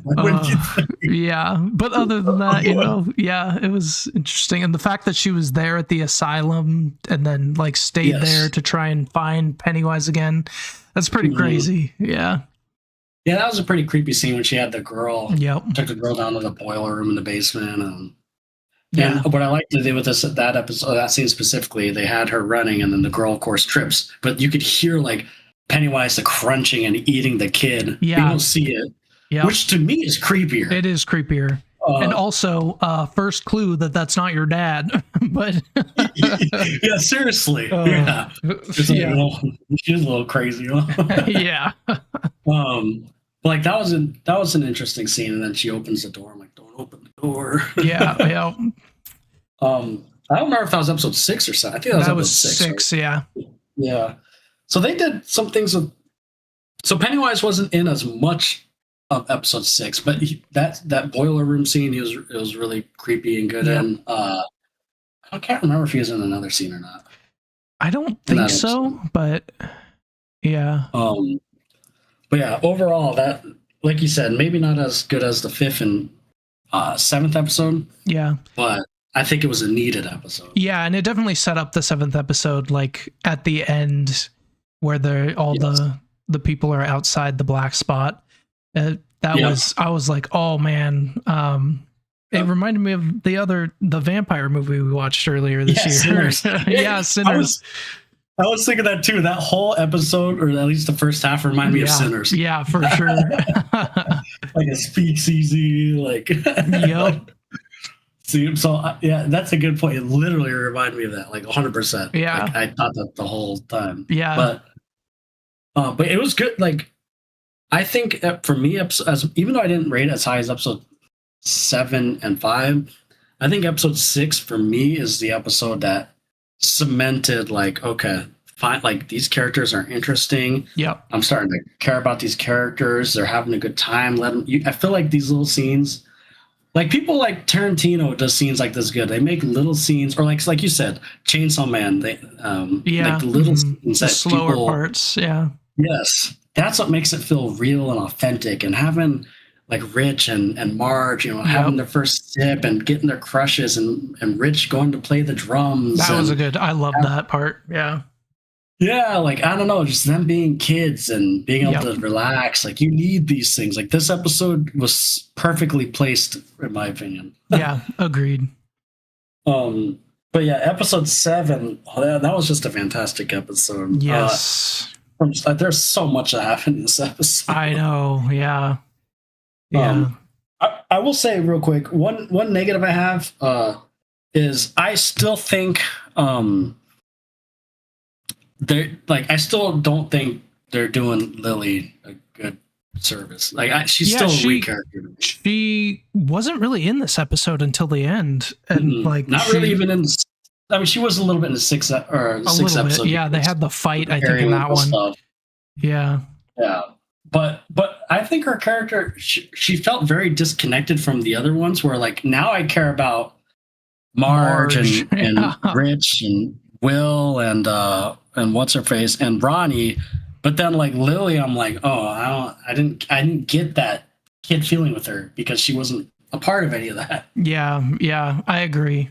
And she has the like the pillar or whatever it's called, and like it's making her even more angsty and like angry, like kind of mean to her friends and and so like I don't know, like I went from like hating Marge, and I think I said it a few episodes ago. Yeah. They're either going to try to redeem her or she's going to get eaten by Pennywise, and they redeemed her. They actually made her like a cute kid, right? Like her and Rich. Yep. Like, little crushes. I really enjoyed their scenes. Yeah. Which I was like not expecting because I did not like Marge. Yeah, I was right with you. No, I didn't like Marge either. No, no. They did a good job redeeming her. Yeah, like her and Rich's like little cute crushes, like they were kids, right? Like they did it so good, and I should have seen it coming, and I knew kids would die, but I guess I wasn't expecting Rich to die in this episode. Yeah, me neither, especially with them. Like I thought they would like maybe be together, and maybe they're like characters in the movie or something as little Easter eggs, but but no, Rich definitely isn't. Yeah. And I mean, ironically, as much as I hated Marge, Rich and Marge, the last two episodes are probably the best ones in the kid group. I think they were the reason like we started really connecting with some of them more. Yeah, exactly. Yeah, and then like you said, exactly, I think you're right, they're the reason, because Will and Ronnie, to the extension, they kind of, because we cared so much about them, Will and Ronnie were there too, and they kind of had those moments too, and so like I think you're right. And but yeah, episode 7, that first scene was so good. Sorry, what were you saying? No, I really enjoyed that first scene. Let's start there, because it was shot really good, like kind of like a one shot type scene.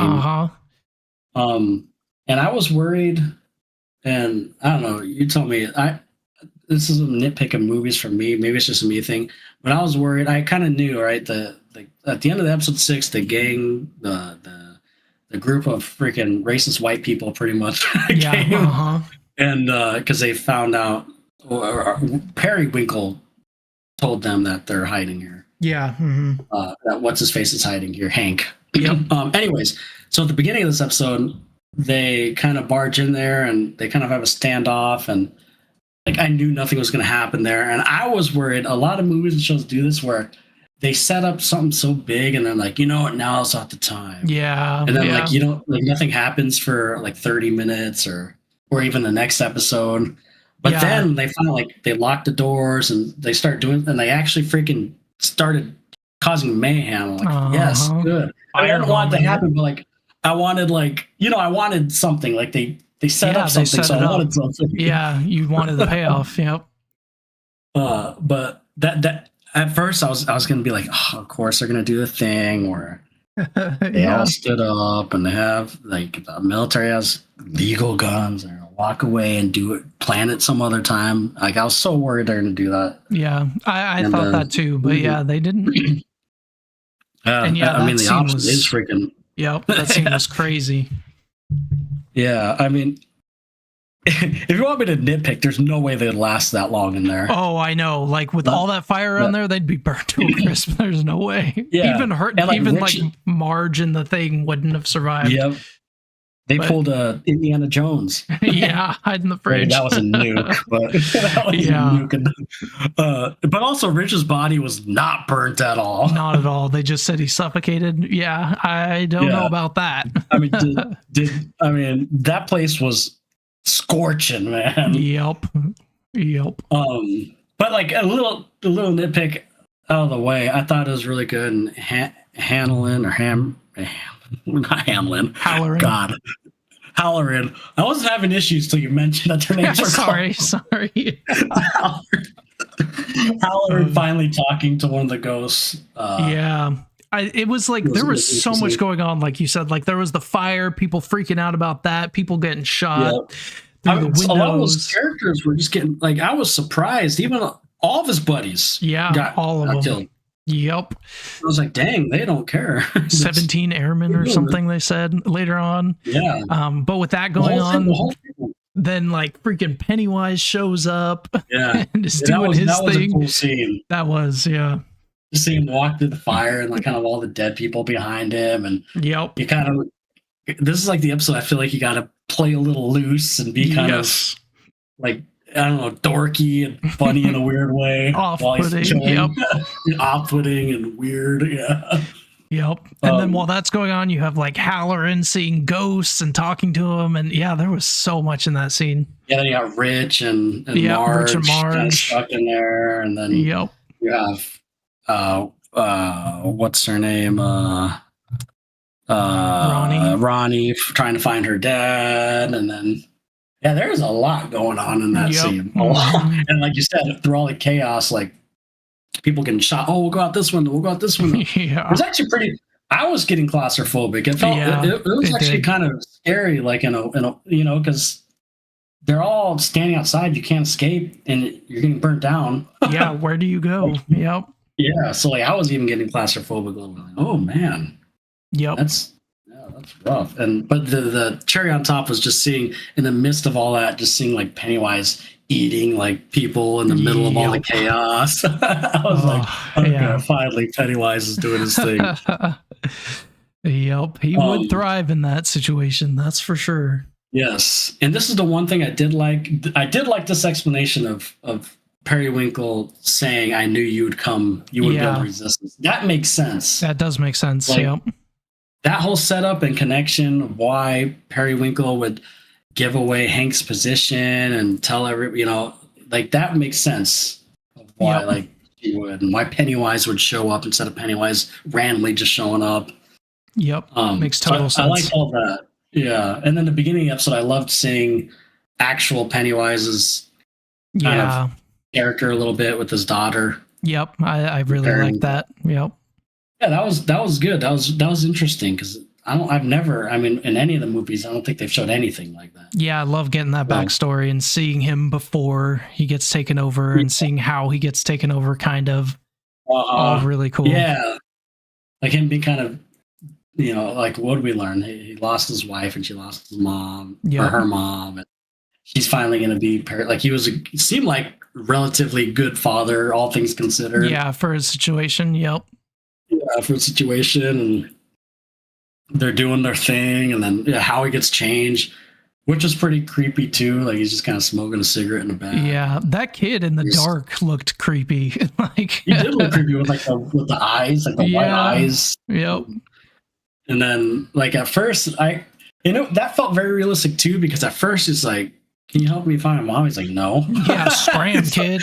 Yeah, but then he hears the screams, which Pennywise is good at doing this. He hears the screams in the woods, and then the dude, like, I guess anyone in their right mind would try. I would still kind of be weary, but at the same time, if I heard screaming in the woods, I'd probably be like, I should probably go check it out. Yeah, yep. As realistic as the horror moment can be, Yep. But it was creepy because you know what's gonna happen. He's walking into the woods. Yep. Like and it's dark, and that kid did look creepy. Yeah, with it. He did look creepy though, creepier than other kids Pennywise or it has possessed. Yeah. And the way he's just like, oh, those kids really like you. I was like, oh. Yeah. Creepy. That's a weird thing to say. Yeah. I think he did say that. That's a weird thing for a kid to say. Yeah, he did. Yep. Bill Skarsgård is so good, dude. I know, he does so good. But that first scene in episode 7 set up the tone for me, and I kind of knew it was going to be a good episode. And then that whole fire scene happened, and then after that, so they escape, except for Rich. Yep. And rest in peace. Rest in peace, R.I.P. I like you said, Periwinkle shows up, and I like that scene with Pennywise and Periwinkle. Because Pennywise is just like, he's just like freaking eating a head. Yep. Chilling, listen to her talk. Mm-hmm. He's kind of home to daddy and being all weird. So creepy. I'm going to go to sleep now. And then she just is like, oh, you're not my dad. And then he opens his mouth and does that sleeping thing. Yeah, that was crazy looking. That was very Lovecraftian of like seeing the void kind of thing and going crazy or catatonic. Yeah. Yeah. So I thought that scene was good, and Also, the dude, one of the guys that the car got stuck. I guess that was her husband, no, or boyfriend. Yeah, I think it was. Yeah. Yeah, I didn't put two and two together until they were talking. Yeah, But, I forgot. Like, I forgot what he looked like. I think we've seen him once or twice, but yeah. Yeah, and I knew he was gonna get mugged out. I couldn't wait. Yeah. Pennywise just used a freaking machete. Oh man, yeah, very clean cut, I will say. This episode is pretty. This is pretty a violent episode. Yeah, even in the with them getting shot at the beginning. Yeah, when they were getting shot. You're right. It did remind me of Sinners a lot. Yeah. But then I do like how after the fact, Halloran is kind of going crazy in the woods. Yep. And he's seeing his buddies that just died, which I could totally see why that would be like even that'd more be wild, so. man. Yeah, even more so. Yeah, like trauma. Yeah, because he's like his friends that he was just partying and hanging out with. Are like, what do I do? I don't know. Where am I? What am I doing? Like, I was like, what's going on? Like, oh my God, that's creepy. And then he says he knows where a piece is, and of the I don't know, whatever that stuff is. Yeah, that can. I want to say the pillar is what it's called. Yeah, pillars. Yeah. Oh, and at that moment, he says that he doesn't feel Pennywise anymore. Like he's asleep, which he is. Like the cycle is over. Yep. It always ends with like a big amount of killing, right? And that satiated him. Yeah. Yep. So it's like it's over. He doesn't sense it, which I like how they do that because then it made sense why his mom or Will's, is that his name? Will? Yeah, right? I think so. Yeah. When they were kind of back at the house and he's like, I'm going to go with you. She's like, I want to go to what's her face's house. And she says no. And I like how she said that, like, it's not just it or Pennywise. That's the monster. It's this town. Yeah. Like, look what just happened. That's what you can't. So that made sense to me. And then also why she'd be okay with leaving him alone at the house because, they said that he doesn't sense it anymore. He's asleep. So like, it's all done. So like, I like all that. And then they go and find that piece. And this is kind of where I was like, it was the military part of it. Which to be honest was a little disappointing for me. Yeah, one thing I want to show, and I saw this on Reddit and it made me laugh. This is what people were saying. Is this the actual plan of the military? And just Pennywise parachuting in. That's hilarious. That's a good way to post. But no, it's basically as stupid as that, though. I mean, two things that'll get. Number one, it was hilarious when they finally showed what's in that big secret warehouse. And it's just like a little cement thing with lava in it. Yeah. Look like it's a big, huge, mysterious facility. There's one little thing to burn a thing and burn a pillar. That was pretty silly. But I mean, correct me if I'm wrong, but that's just a stupid plan. You want to release Pennywise, but it goes in cycles, so you're going to release him, but nothing's going to happen again for 27 years. Yeah. That's so. It doesn't. But you want to change now. Yeah, that guy's not going to even be alive in 27 years. I don't understand. That old guy. I'm so worried that that everybody's going to, the U.S. is going to eat itself instead of, attack from, other places like Russia and stuff. And that's your plan? I thought you wanted more immediate action. Yeah. I don't know. It's not even like he comes out once a year, but even if he did come out all the time and he could just be used as that everywhere, don't you still think that's kind of like ridiculous? Because you're not. I know they're trying to do the thing where like, oh, military US is bad. And we're gonna, like you said, we're gonna kill ourselves before anybody takes over the US. But that's just silly to me because I agree. You can't. That's not controllable. Not at all. And you want some control. Yeah. It could kill like the president. You don't know who it could kill or where it would be and also like it's not going to be doing this all over the United States. It probably still has like a perimeter it can like impact. So there's going to be like one town that's scared every 27 years or something. That's just dumb. Yeah.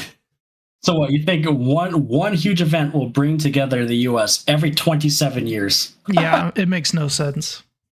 Yeah, every 27 years, this horrific event will bring us together and make us remember we need to be as one nation every 27 years. Though, by that logic, like let's just nuke a city every 27 years and then bond around that. There's way easier ways to be evil. Yeah. Like you're going through all of this.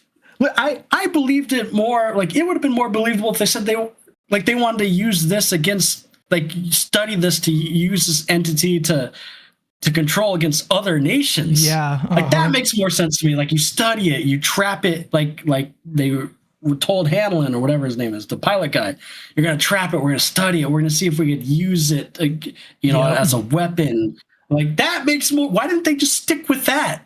That made so much more sense. Dude, they could have even done like a Monsters Inc. thing where like, oh, we're going to give them kids to scare and then we're going to trap the energy it releases and then like we'll use that energy. Like there's so many more things that would have been more believable than this that would work. But they went like the cartoon villain. Yeah. It's so weird. It's like they're trying to, they are obviously trying to reflect like today's times. Yeah. Even though that's set in the past. Right. But like they're trying to reflect what's going on now, but it just didn't work. Like sometimes you don't need to reflect what's in the now. You have a good enough story. Yeah. It continues on the military making stupid decisions thing that a lot of things do, I feel like. Yes. I was disappointed in that because there's so many other reasons things you could use the military for, and they chose the dumbest cartoony villain way. Yeah. So that was the only thing, but again, it didn't bother me as much, like to dock it because the points, just because that's not the focus. Yeah, it's not the main that's thing. Not really that's not what's really gonna happen. They're not like we're gonna see Pennywise get trapped again and their win, but the whole point is seeing Pennywise kill. Yep. I mean, as evil as that sounds, so like that's not gonna be like a main thing. I mean, that will be a main thing in the next episode, but like that's not what, like they know we don't care about that. I hope they know. Yep. And we know it doesn't happen, and it's not exactly. Yeah. And so I that was the only thing in this episode I was like and the burning, like they would be burning, but that's like just a nitpick. It's a show. It looks cool. I'll give them a pass on that. It looked cool. So it did.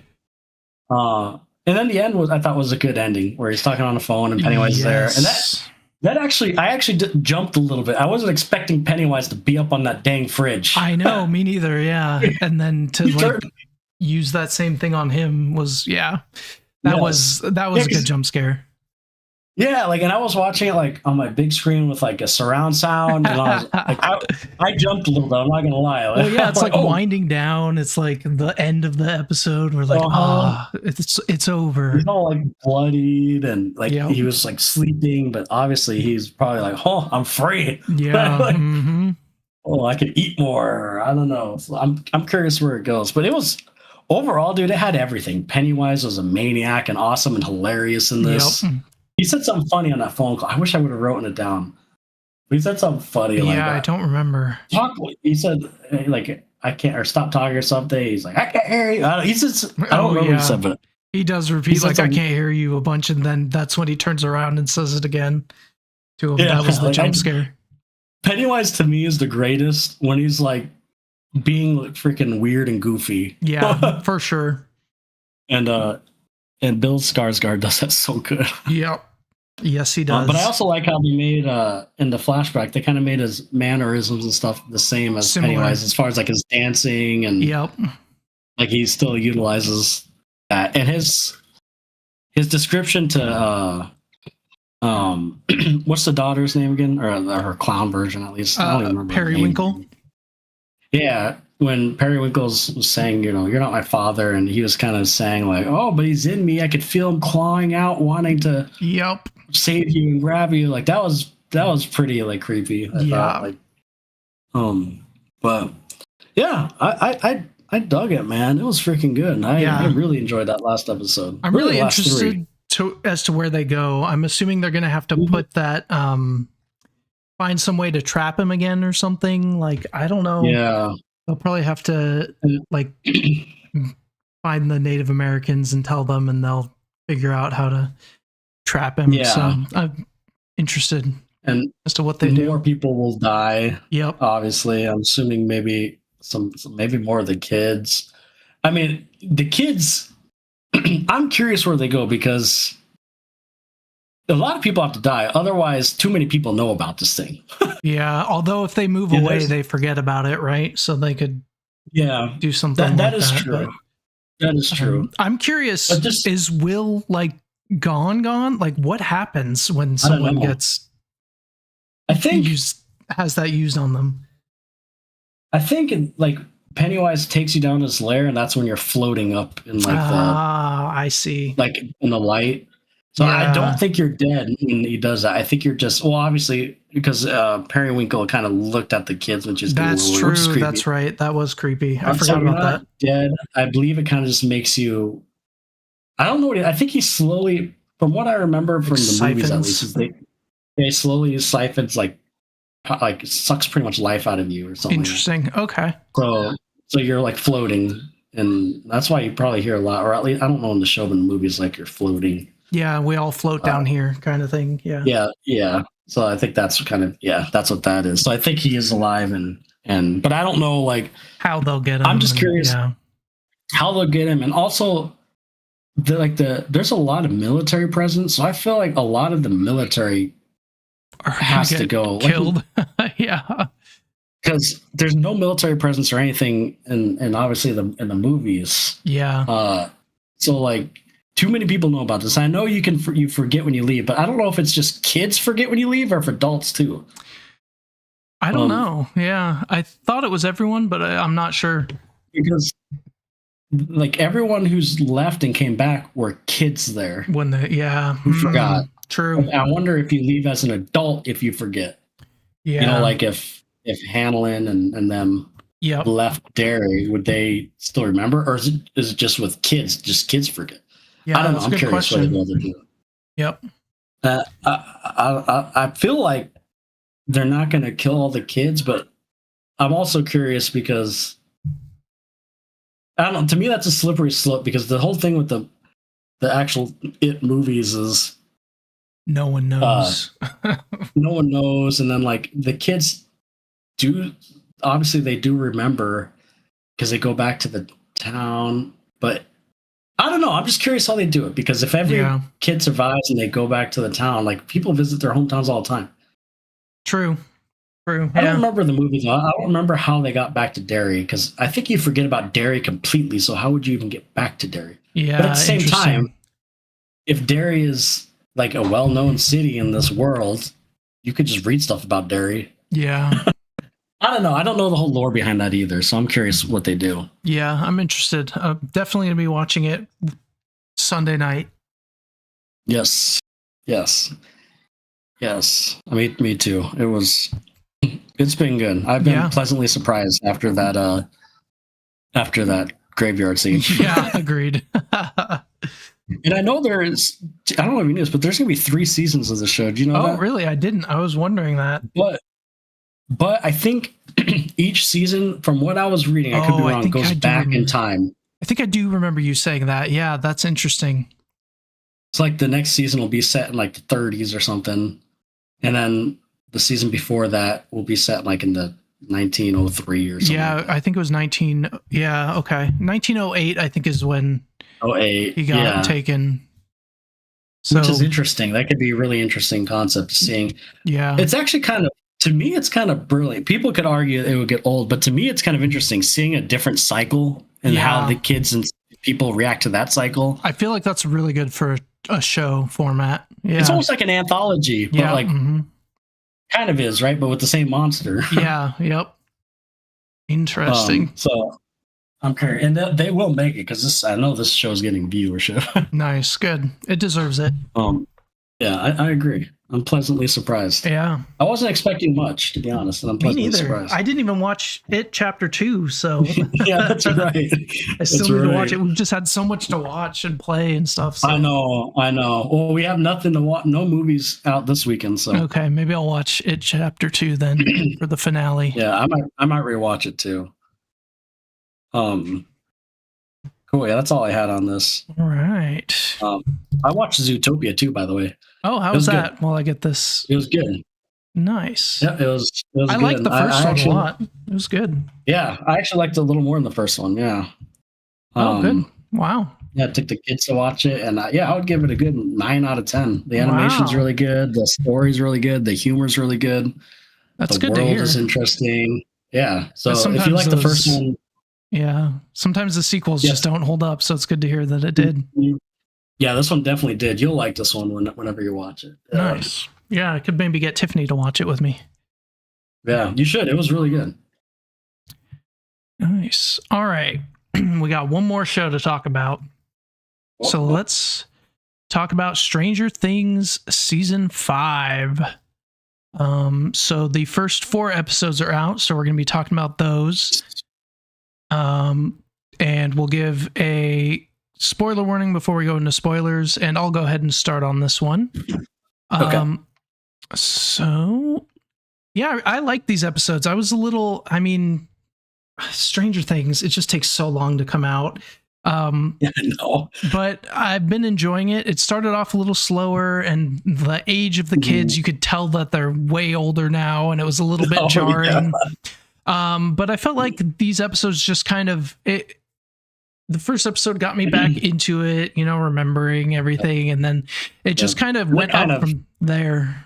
Oh, sorry. Go ahead.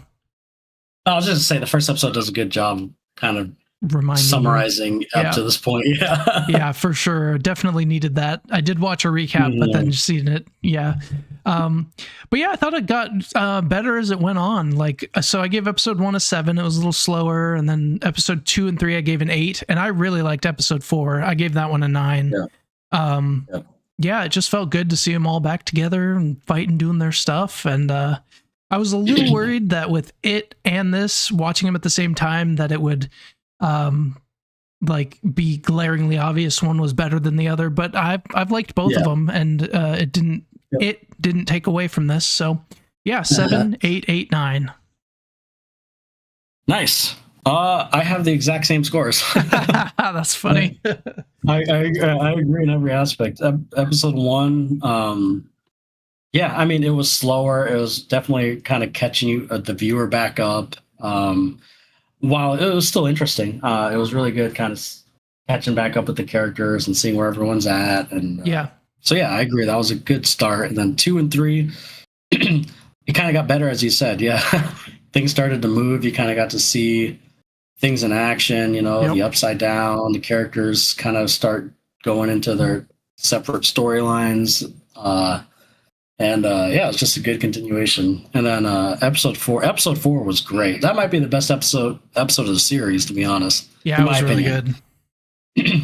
Episode 4 is kind of, to be honest, what I was expecting season 5 to be.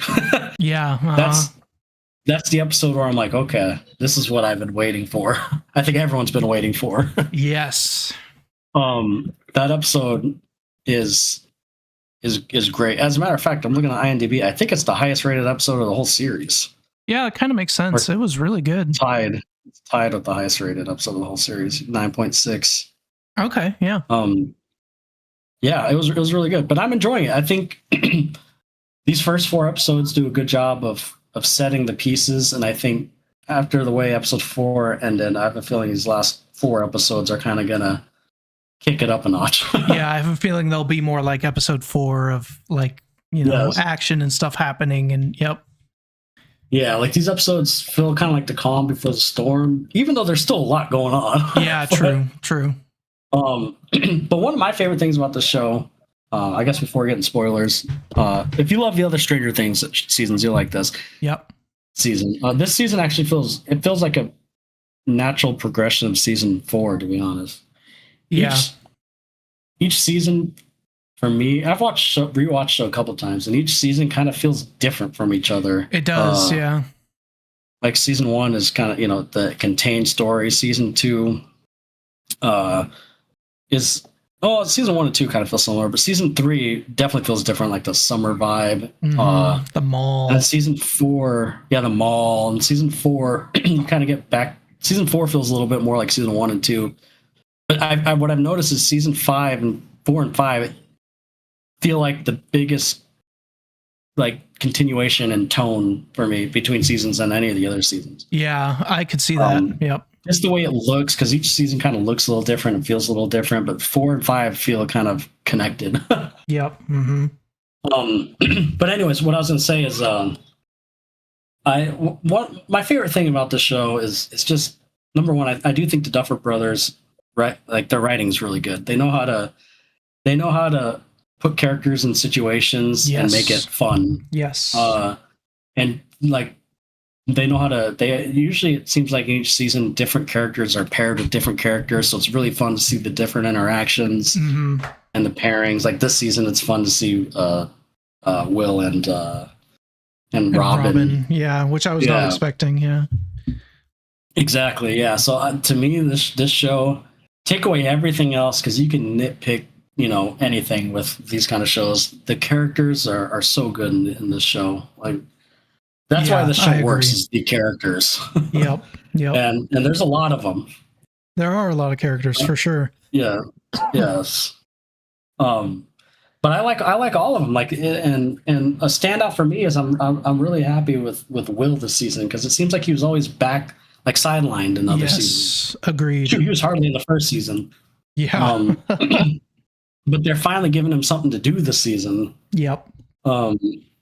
But even like Mike and just all the friends, they all have it. Just all they look a lot older, like you said. So that doesn't feel natural. But I don't know. For me, and I might be in a minority, but it's a different show than it was when they were kids. Like it almost feels like. Number one, it's bigger, but I just mean as far as the kids being older, it almost feels like the show isn't about kids anymore. Obviously, it's more about growing up and learning to be adults. Yeah. And one thing, it feels like they are much more competent, and like there's always been plans, but it feels like the plans they make sense, and they just go out and do it, which is nice to see, instead of just like, I don't know, at this point in the story, it feels right to have that. Yes. Feel like that.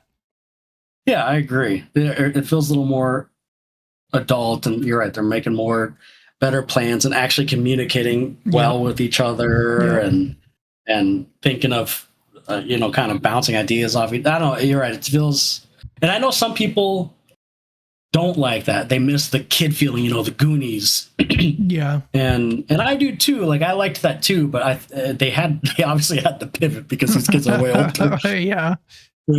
And to me, it feels as natural as it can, as far as, I mean, the seasons being so far apart. Honestly, it only really bothered me the first episode, and then I was in it. Yeah. Like, okay, yeah. But they do a good job with it, as far as like making the characters, like they're older, so they're utilizing it as if they're older, kind of thing, as I'm saying. I don't want to get into spoilers, so I'm not going to say why, but I think the characters have always been my favorite thing about Stranger Things, and I think the best thing about Stranger Things is the characters and the writing. Agreed. And I think the story, I love the story. You can nitpick the story, right? It technically kind of is a basic story when you think about it. But I think that's okay when you have characters like this. Yeah. Like, agreed. It's all about the dang characters. Like this, personally, this is one of my favorite shows ever. Like Karen and I started watching this when it first came out in 2016 or whatever. Yep. And instantly I fell in love with the style, the characters, the writing. And ever since then, every season. And then I think I have a little attachment to it because like I had my first kid on the third season, came out on the 4th of July when Avia was born. Because she was born on the 4th of July. Yeah. And Karen and I were waiting, years to watch it. We couldn't watch it because we were in the hospital. So, but like when we went home a few days later, our first show we watched after like being parents was like season 3 of Stranger Things. I love that. So like So it kind of has like a soft spot for me too, probably. Yeah, that's cool. But yeah, so like I'm a little biased because this is one of my favorite shows ever. But I think it's for good reason. It's kind of the last, and I've seen some YouTube videos about this too. I feel like this is like the last big event kind of show from like this generation. You know, like the Game of Thrones, the Walking Dead. Yeah. Like people will do watch parties for this. Yeah, show, it's like the water cooler show. You talk about it the next day, kind of. Yes. Yeah. And there's not a lot of shows like that anymore. And this is kind of the last of that breed because it's taken so freaking long to come out. Yeah, I didn't think about that. Like, it's interesting. We are watching it, right? We watch. I'm not saying there's not good shows. Like we watch all these good shows, they're but this not is events, though. Show. Yeah. Yes, and this is like an event. Hate it or love it. Like this show's an event. And yeah, I agree. But yeah, I think it does a great job, and I think so far it's not butchering it like the last season of Game of Thrones or how freaking last few seasons of Walking Dead. Yeah, I do like that it's been very consistent. There's been one bad episode that I can think of. Yeah. So like it's I know that's what you're talking about. Yeah. Which we will talk a little bit about that when talking about episode 4, but yeah, it's just been consistent. So that's pretty impressive through 5 seasons. Yeah. Through 9 years or whatever. Yeah, almost 10 years. Can you believe that? That's crazy. I was like, dude, God, 10 years ago, I was 21. I had just turned 21. Can you believe that, dude? Yeah. Like, wow. I had no kids. That's crazy. I know. It's just, this is wild. But yeah, I love it, and I don't think these last 4 episodes. I mean, I for me personally, and it seems like in everything I watch, like the end of shows are never my favorite. Yeah. So I'm not expecting me to think it's like gonna be the best like episodes ever, but hopefully they end it so that it doesn't ruin it. Like some things. Yeah, exactly. That's just what I'm hoping for. Yeah. Yeah. And I'll talk about it in spoilers. But overall, if you like the other seasons, you're gonna like this season. It feels tonally consistent with last season, and while it does start off slow, I think it's needed, and it's gonna pick up. Yeah, for sure. But I can't really say anything else to get spoilers. Yeah, let's get into spoilers. So, spoiler alert for Stranger Things season 5, the first 4 episodes. And I was just looking. So 3 episodes come out on Christmas Day. The last episode comes out on December 31st. Interesting. December 31st. So I probably won't watch that till New Year's Day. Yep. No, well, I mean, I guess I'll be up. Oh, true. But my kids will probably be up too. So they don't want to watch the finale with you. Yeah. No, my son would scar them. Sleep. Yeah. So 3 episodes. Okay, so that's cool. Oh, God, I'm looking, and the finale is 2 hours and 5 minutes long. Oh, dang! Nice. The last 3 episodes, actually, the last 4 episodes. So episode 5 is an hour 43 minutes. Wow. Episode 6 is an hour 41 minutes. Episode 7 is an hour and 58 minutes, and then episode 8 is 2 hours and 5 minutes. So we're pretty much getting 5 movies. Yeah, wow.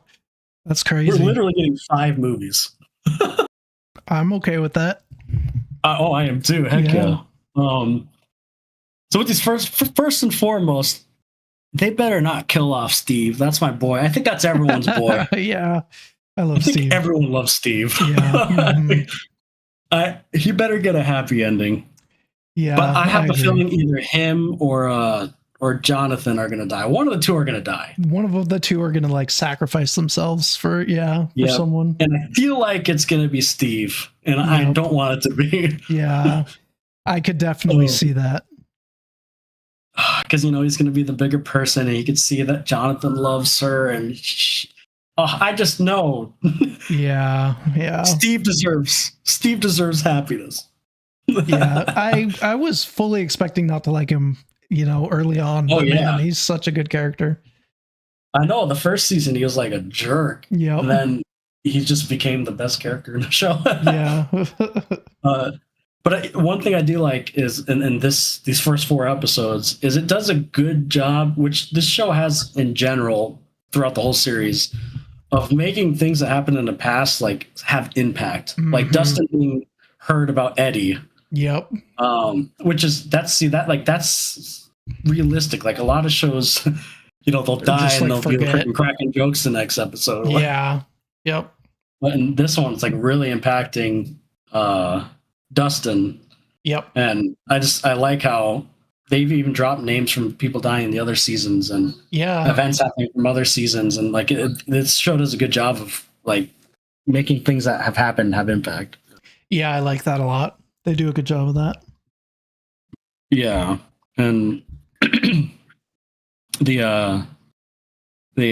who's your favorite characters? I'm curious. I guess besides Steve, I already know Steve is definitely up there.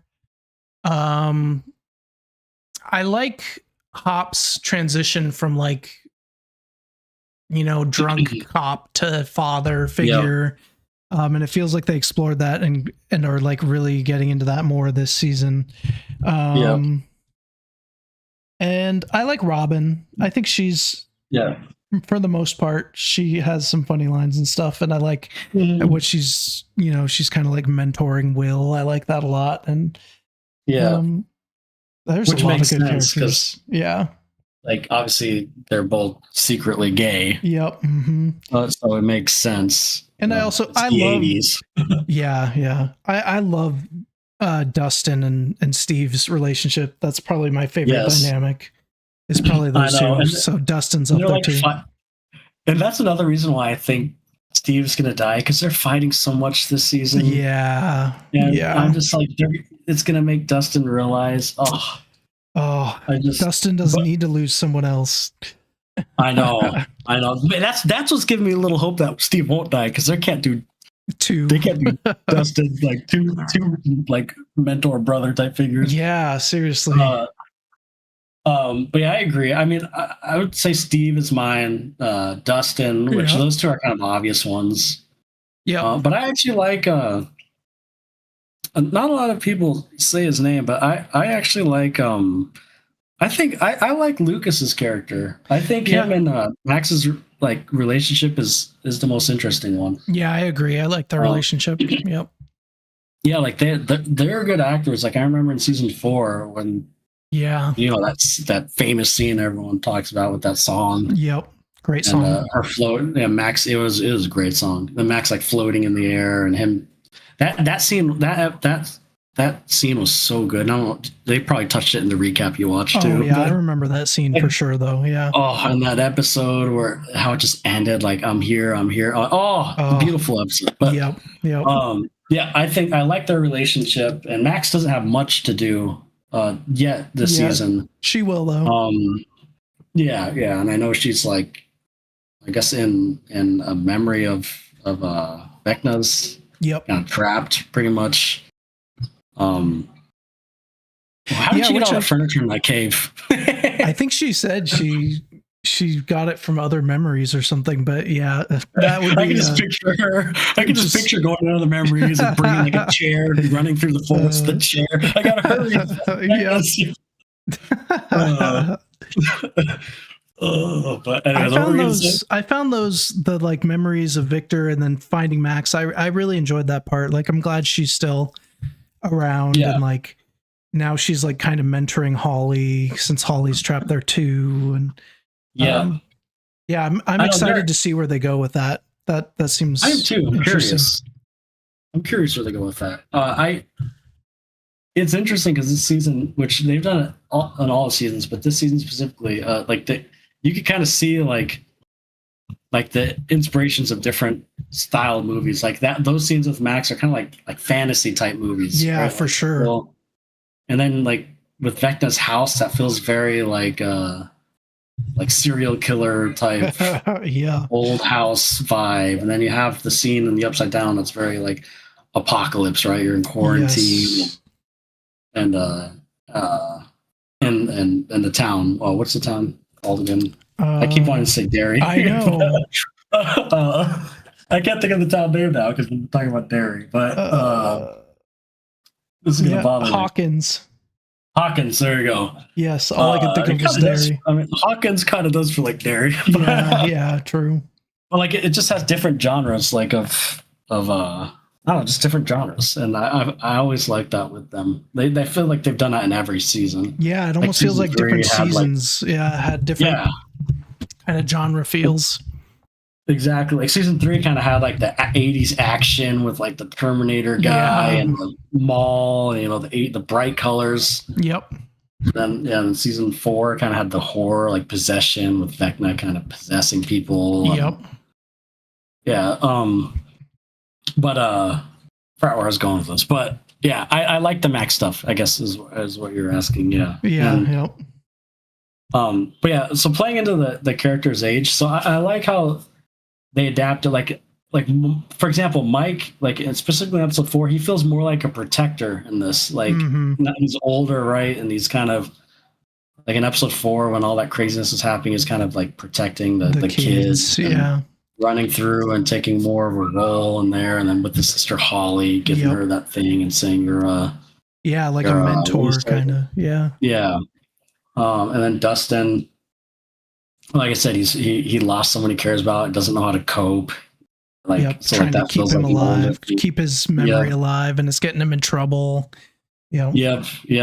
And then with Lucas, his girlfriend or whatever is in a coma, and he's kind of like almost a protector too. Like his first scene, he was walking up to help Dustin, and he's I like that first scene. Like it made him look big, and it kind of works with how old they are. Like, dang, he's intimidating now. So I like that. He's kind of like the jock, quote unquote, but still because they had the basketball stuff in season 4, right? Yep. Yes, yeah. So like I just really like how they are playing into the older, like they're getting older, and Will is finally getting stuff to do, and I like the scene with his mom where he pretty much told her to shut up. I'm older now. Yep. It needed to be said. It did. I was like, yes, you go, Will. Finally. Yes. And I do like the every time like Will get like Vecna's around or something, or like he gets his neck thing. It reminds me of like Harry Potter with the scar. True. He almost kind of looks like Harry Potter sometimes. It does. Also, fun fact, you mentioned with Hop's story, his story was inspired by The Last of Us. He lost his daughter. Oh, that makes total sense. He became like a drunk and stuff, and then now he has another daughter. They said they were inspired by The Last of Us, like Joel and Ellie. Yeah, I can totally see that now. I did not know the relationship. Yeah. Interesting. So they're apparently gamers, and they were inspired by that. That's cool. I like that. Which you could tell a lot of their stuff is obviously inspired by everything. That's what the show they take a lot of inspiration. Yep. So that episode you said was a terrible episode. Well, they brought something back from it. Yeah, I was going to ask how you feel about that. Are you surprised? I knew it wasn't going to be Henry. I was like 90% sure. And then when she said, the Terminator lady said something like, "We have another one. What do you know that I don't?" Or the other one we have, "What do you know that I don't?" I was wondering if it was another one of the kids. I wasn't sure it was going to be her, but I kind of had an inkling, but I was kind of surprised that it was the one from the worst rated show, worst rated episode. Me too. I mean, I thought they were they were just wiping that clean. And that's what I thought. Again. Because was that the first season or the second season? I want to say season 2. Season 2. Okay. Yeah, It definitely felt like they've just been like, okay, we're not doing that anymore. And I won't I'm not going to hold it against them. They could do something with her that's not as cringe as that episode was. So hopefully it's good. I think they will. I think I believe it or not. So I actually, this is going to sound weird because I hated that episode, but I actually liked how it was her, because otherwise that's just a glaring plot hole. Yeah, true. So it kind of fixes, like, they probably just killed the other ones or something and caught her. Yep. And also, they're correct me if I'm wrong, but they're clearly using her power as 11's kryptonite, right? Like that, they're using her power to like hurt her. That power. Does she have that power? I don't even remember that episode hardly. From what I was reading afterwards, I don't remember that episode either. But from what I was reading, people were saying that they had her in there because they were using whatever power she had as the sound that stops 11 or whatever. But I don't know if that's true. People are just speculating that. Yeah, or they could have like studied her and then made a similar machine to copy that power or something. But yeah, that's interesting. I didn't connect that because I've totally dumped that episode from my memory. I didn't connect it either until I read about it afterwards. Interesting. I'm curious what they do. I'm curious because. So if you're asking how I felt about it, I actually surprisingly liked it. It makes sense to me that they would try to catch someone else to help catch 11, or even have her as backup as if they can't catch 11 or something. It makes sense. Yep. There's other numbers out there. So now what they do with it, I don't know. So from what I was reading, I was reading that Vecna isn't actually the villain. Have you read that? I saw someone mention that there's like a bigger villain that's like controlling Vecna, or which they've mentioned a few times. Like, and I saw a video on it, and there are episodes where like Will and them are talking about their D&D, and they always have someone above Vecna in like the pictures and drawings. Like, but there's like I don't know, big bad. I don't remember. Yeah. Yes. So people are saying. And a lot of like the D&D, lore. People that lore and stuff say that like Vecna is not the big bad like in the game. Interesting. So from what I was reading is that like people are speculating that Vecna is actually like trying to use the 12 kids or however many kids he's taken, and give them powers to help stop the bigger bad, or maybe not for good intentions, but he's using them to pretty much be able to take control of whoever's above him, the big monster or whatever. Yeah. Which it would be kind of interesting, and that would make a lair to Vecna. Like, he already does kind of have a lair because with Elle kind of pretty much created him. Yeah. In the sense of, did she like banished him or something into the Upside Down? Which you still kind of don't know what the Upside Down is yet either. Yeah, true. Like, why is it just in Hawkins? Because it showed, like, in the Upside Down, apparently there's a wall all around it. So, like, it's just Hawkins has an Upside Down. So I'm interested to see. There's so many questions. Yeah, I'm trying to find out if I can find out in D&D who is above Vecna. But it looks, there's so much lore. I'm going to have to do some deep dives. I know. But I even remember even in the very first episode, and there's a few other times when they're talking about D&D, where they always do have a bigger bad that has never shown up yet, because they had the Mind Flare. Yeah. And then they had Vecna, but there was always one other. I don't remember what they called it in the show though. It said it in the video I watched.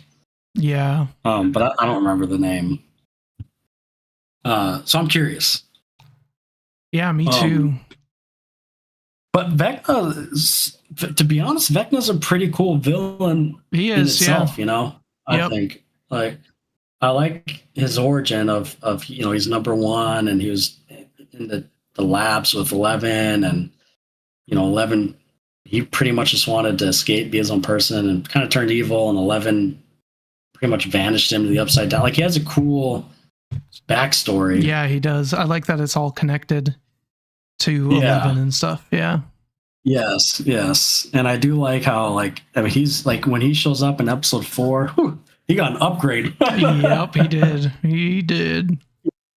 Like that. So God, episode 4 was so good. Number 1, they bait and switched us, and they made us think Hop was going to die. Yep, they did. They totally made us think Hop was going to die. Not for the first time. Not for the first time. Yeah, I know. It's like, oh, they're finally doing it this time. Nope. It's like, yep. But his scenes with 11, I thought were really good. When they're interrogating the guy down, in the Upside Down to find the base, and and just their dynamic, and then them going and him not wanting, his reasoning for him not wanting her to do all the stuff because he doesn't want to lose another daughter. And yeah, I like that they finally got to, like, we've known that, but like he's finally saying it, which is nice. Yes, there's some character growth there. Yep.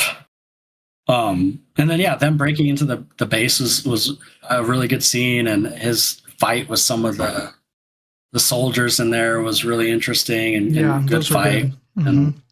And I liked all of that. And then Dustin and Steve and them, they didn't get a lot to do in the last episode. No. They were like pretty much at the church, and they were told to stay there, and they pretty much said, screw that, we're not staying here. And I think that's the last we saw them, no? They crashed right into the wall. And then they went to the church after that. I think that's the last we saw of them. Yeah, they were like, we're not going to stay here. Yeah. And then we didn't see them, I think, for the rest of the episode. Yeah. But the real meat and potatoes of the episode was happening in Hawkins. Yes. And what they call it, the upright, upside up, or something like that. Right, the opposite of upside down. Right side up. There you go. I loved that whole scene with what's that kid's name? Delightful what? What they call Derek? Him? Yeah, delightful Derek. Oh, dude, that kid did great, dude. Yeah, he did. I liked the turnaround because he was a really good jerk, but he also was a good kid, I guess. Yes, delightful Derek. Yeah. I loved that scene. It reminded me, what movie did it remind me of where they're trying to break? Someone compared it to a movie, and I can't think of the name.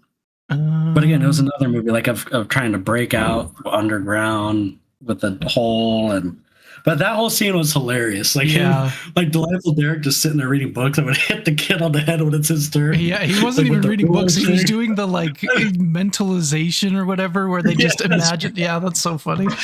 And then that whole scene of the kids just walking in there. The one kid that wasn't supposed to leave just walks in there. It was like, Yep. I think the funniest part of all these episodes is when Mike and Will are under the sink trying to fix it, and then that kid walks in, and you're like, what? Mike's like, you're looking for Mr. What's it? That way.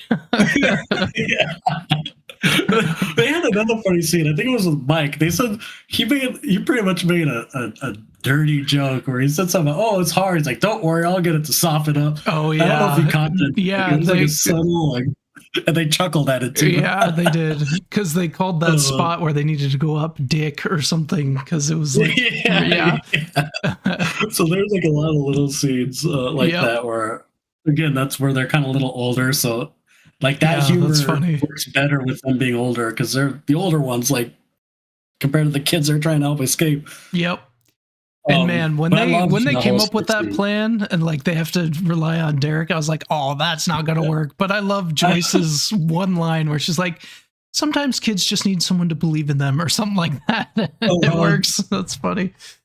Honestly, like it is kind of true. Like it is true. Yeah, like, definitely. Like, normally something like that would annoy me. Like kind of like in It, the guy not having fear, just so happens not to have fear. Yeah. But like, Joyce is kind of right. Sometimes you just need to believe, like, the kids just you need to give them a chance. They're not going to know how to do it unless you give them a chance. Yep. And believe in them and give them guidance. Yep. But so I like that whole escape scene was really good. All this was happening like with the stuff in the Upside Down too. And, And but man, dude, when they get caught, right? Like in that they get caught after they find them and they drag them out, and I'm like, where is this gonna go? And I know.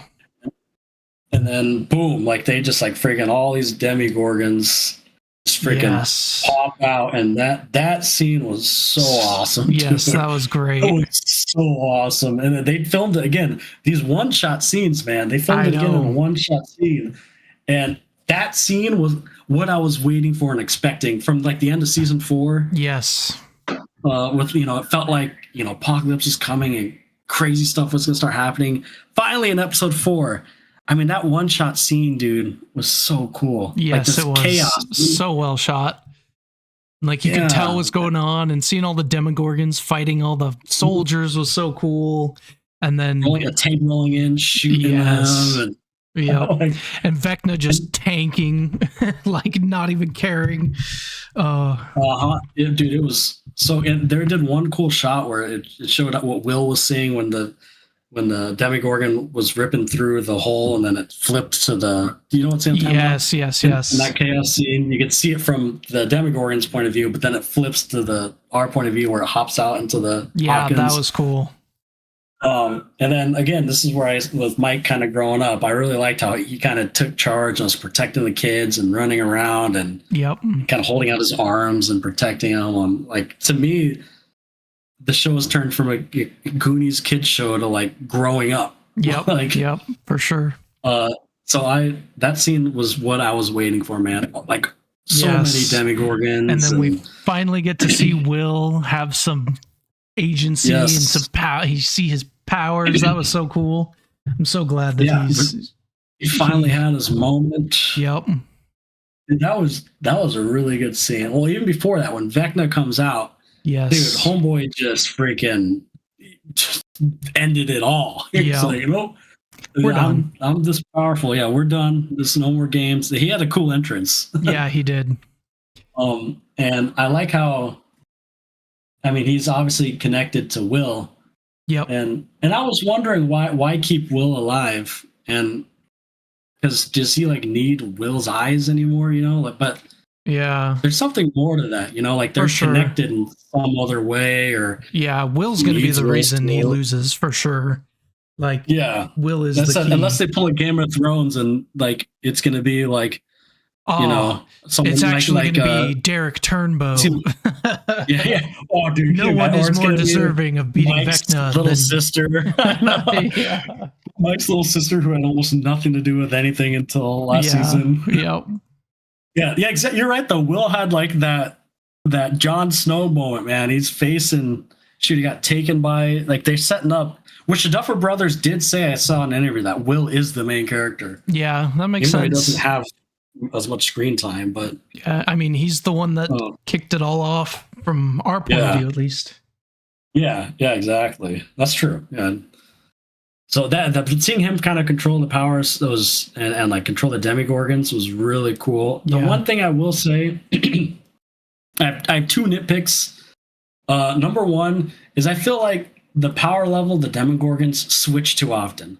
Like one moment they're like tearing up these soldiers and no one can stop them. The next moment, Mike's in the tunnels and like Will with Lucas. Sorry, with Lucas is in the tunnels and fighting one off, or Will's mom, just stabbing it while it's standing there. Like, what's the power level of these things? Yeah, it's tough to place for sure.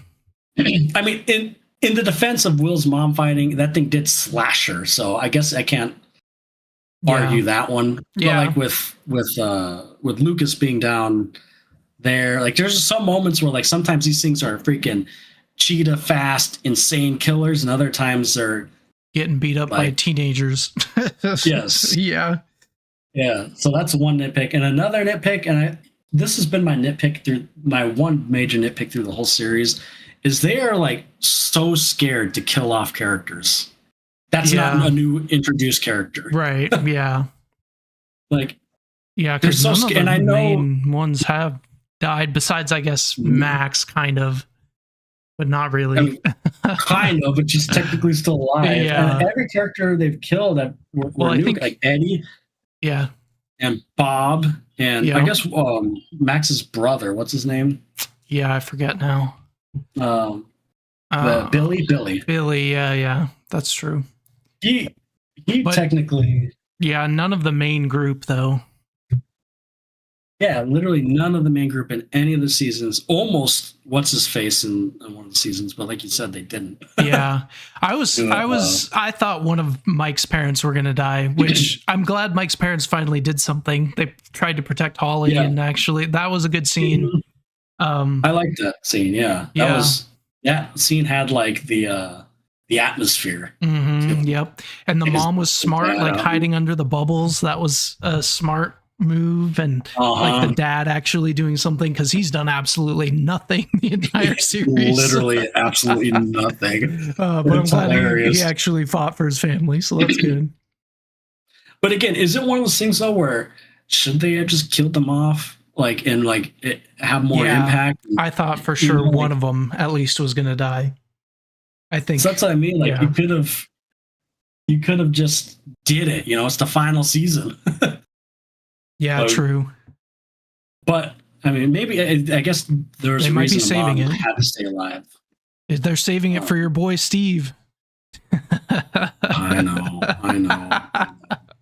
And I'm complaining about this and watch these last 4 episodes. I guarantee more than people are gonna die. Yeah, I'm serious. Yeah. I have a feeling they're gonna kill like 2 to 3 characters. Yeah, I kind of feel the same way. Like it's gonna be either Steve or Jonathan, and then it will be one of the 4 kids. Yeah. I think 11 will probably die. I think 11, yeah. And then I think either Steve or Jonathan will die, and I think one other character, like either Joyce or Hop could, or Robin or one other character, random character. Yep. So I think 3 people will die. Yeah, I could see that. But who knows? All I know is we're getting 4 freaking movies. Yes. Like, I can't believe how long those were. I know. And it's kind of crazy when you think about it. Like, I mean, dude, even episode 4 was an hour and 26 minutes. I know, it was basically a movie too. Like, even though there's only 8 episodes in this season, like, it's almost double or triple almost. Yeah. That's when I'm okay with like 8 episodes. If they're all like movies, it's like, yeah, okay, that's fine. Yeah, like we're getting hour 45, hour 58, 2 hours and 5 minute episodes. Like, okay, that's literally 3 episodes in one. Like, yep. But yeah, overall, man, I know we've talked a lot on this, but yeah, the character's really good and the writing good.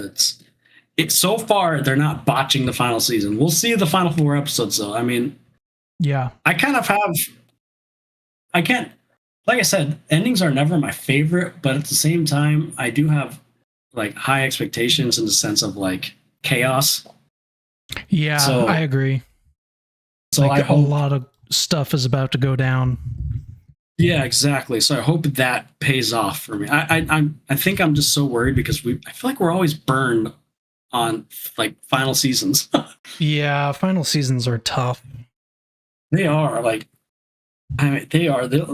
What you have like Breaking Bad, which is like maybe that's an anomaly. yeah, could be. Oh, but like all the final seasons of shows I love, I didn't even watch the final season of Walking Dead. That's how bad that. The final season of Game of Thrones, don't even get me started. Ugh, yeah. I love Supernatural, but the final seasons aren't obviously as good as like all the shows I love. Yeah, I feel like all of those though went on too long, and this one doesn't feel like it. They might, they're wrapping up at a natural point, so maybe it'll be better. Game of Thrones didn't go on too long. If anything, it could have been longer. Yeah, I mean, 8 seasons is. I think that's a little different because they ran out of source material. That was the big issue, I think. Yeah, we can go on a whole rant. So but like Walking Dead and Supernatural went on way too long. Yeah, it did. I will say that Supernatural, I still did enjoy the later. I finished the whole series, and the middle seasons are the weaker seasons. Okay, like 6, 7, 8. To me, like, are the weaker seasons, and then it kind of picks back up again. Okay, yeah. I love that show. That's one of those shows where I'll rewatch every once in a while. Yeah, I still haven't. Netflix. I've still only seen up to like season 6 or something. Really? Oh man, you're in for a treat. This should be like a show where you just watch for you episode here, episode there. Yeah, I could do that. Yeah. But anyways, a great start of the season. It's weird that they're releasing 3 episodes on Christmas Day and then waiting a week. Yeah, that is weird. But I guess with it being a 2-hour, 40-minute, they want that to be an event on its own, which I get. That's true. They're smart. They release it like Thanksgiving, Christmas Day, and then like New Year's. Yeah. Like all the events where people are already getting together. Yeah, true. And when people will be off. Exactly. So I'm excited. And realistically, we watched 3 episodes Christmas, and then we wait a week to watch the finale. Big whoop. Not even a week. Yep. So the biggest gap is between Thanksgiving and It's now, yeah. And it's not even that big. It's a month, I guess. Yeah. I mean, shoot, we've waited 3 years since the last one, so. Yeah, that's. I still can't believe 3 years. Yeah, that's crazy. I know they mentioned the writer strike, and yep.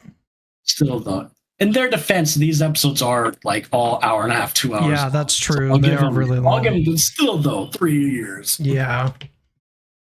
Anyways, yeah, great show. So far, I hasn't botched it. It's kind of more of Stranger Things. If you like the other seasons, you'll like this. If you didn't like the other seasons, you won't like this. But I think 90% of people like the show who watches. So. Yeah, yep. Anyone who's I've never met someone who hasn't liked the show if they've watched it.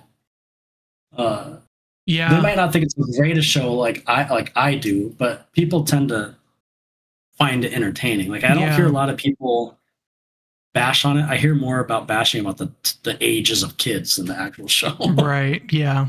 Yeah, I agree with that. Yeah, just people complaining online and stuff. Yeah. Yeah, but anywho, I'm pumped. I love the show. Can't wait for the next batch of episodes. Yep. They're slow dripping it. But that's okay, I guess. It's kind of fun, like we say, to speculate. Yeah, I agree. And yep. I don't know. Yeah, I'd rather. I like it. I'm fine. I would have been fine with weekly releases, but yep. Because isn't it fun to talk about it and speculate? It is. Like yeah, especially now with us doing this. Yeah. Yeah. Yeah. Yeah. That's true. If we weren't doing this, maybe I'd be like, I don't want to talk about it. Yeah. But anyways, I know we went over our time, so yeah, that's all I had. Yeah. Yeah, we're at 2.5 hours, and Tiffany's texting me. We can talk about Metroid next week. So yeah, let's just do initial thoughts on Metroid real quick. Yes. How you feeling about it? Yeah. I'm loving it. I'm about 5-6 hours in. I will say the desert section is to me. Yeah, I agree. That's my only negative, really. That's kind of my only negative, and it is barren and kind of, I don't know. I wish they did a better way of connecting the biomes and stuff. Yeah, it feels like that Mario Kart World thing where they just kind of tacked it on the open world, there's quote unquote. Almost no point to be honest. Yeah, there's like 6 things to do. Yeah, so that I'm not liking, but everything else I really like, and I'm not annoyed by the NPCs like people are online. Yeah, and people are complaining about this game. The hate on this game is freaking ridiculous, in my opinion. Yeah, I agree. I'm enjoying it. Yeah, it feels more linear for sure than like Metroid Prime. It does, but it hasn't been bad. I've liked both the areas I've done. Like it's been fun so far. Yeah, it is more linear, but it still is a blast. And I do see sections where you do need to come back still for me too. You unlock stuff. And the game looks amazing. Yes, it does. That first Volt Lightning area. Oh, dude, really cool looking. Such a cool atmosphere. Yeah, and the music is really good. This might be the most beautiful looking game I've played on the Switch. Period, dude. It looks that good. It does look really good. I agree. And the music is really good. The vibe is really good. It plays. The controls are nice. It plays really well. The frame rate and the look. It's not stuttering. It's polished. It's a great game. It's a great game with one bad aspect to it, and then people are complaining about that one bad aspect. And also, I don't get the NPC hate. I really don't. Yeah, I don't. It's very we had Navi. Navi's as annoying or more. It doesn't.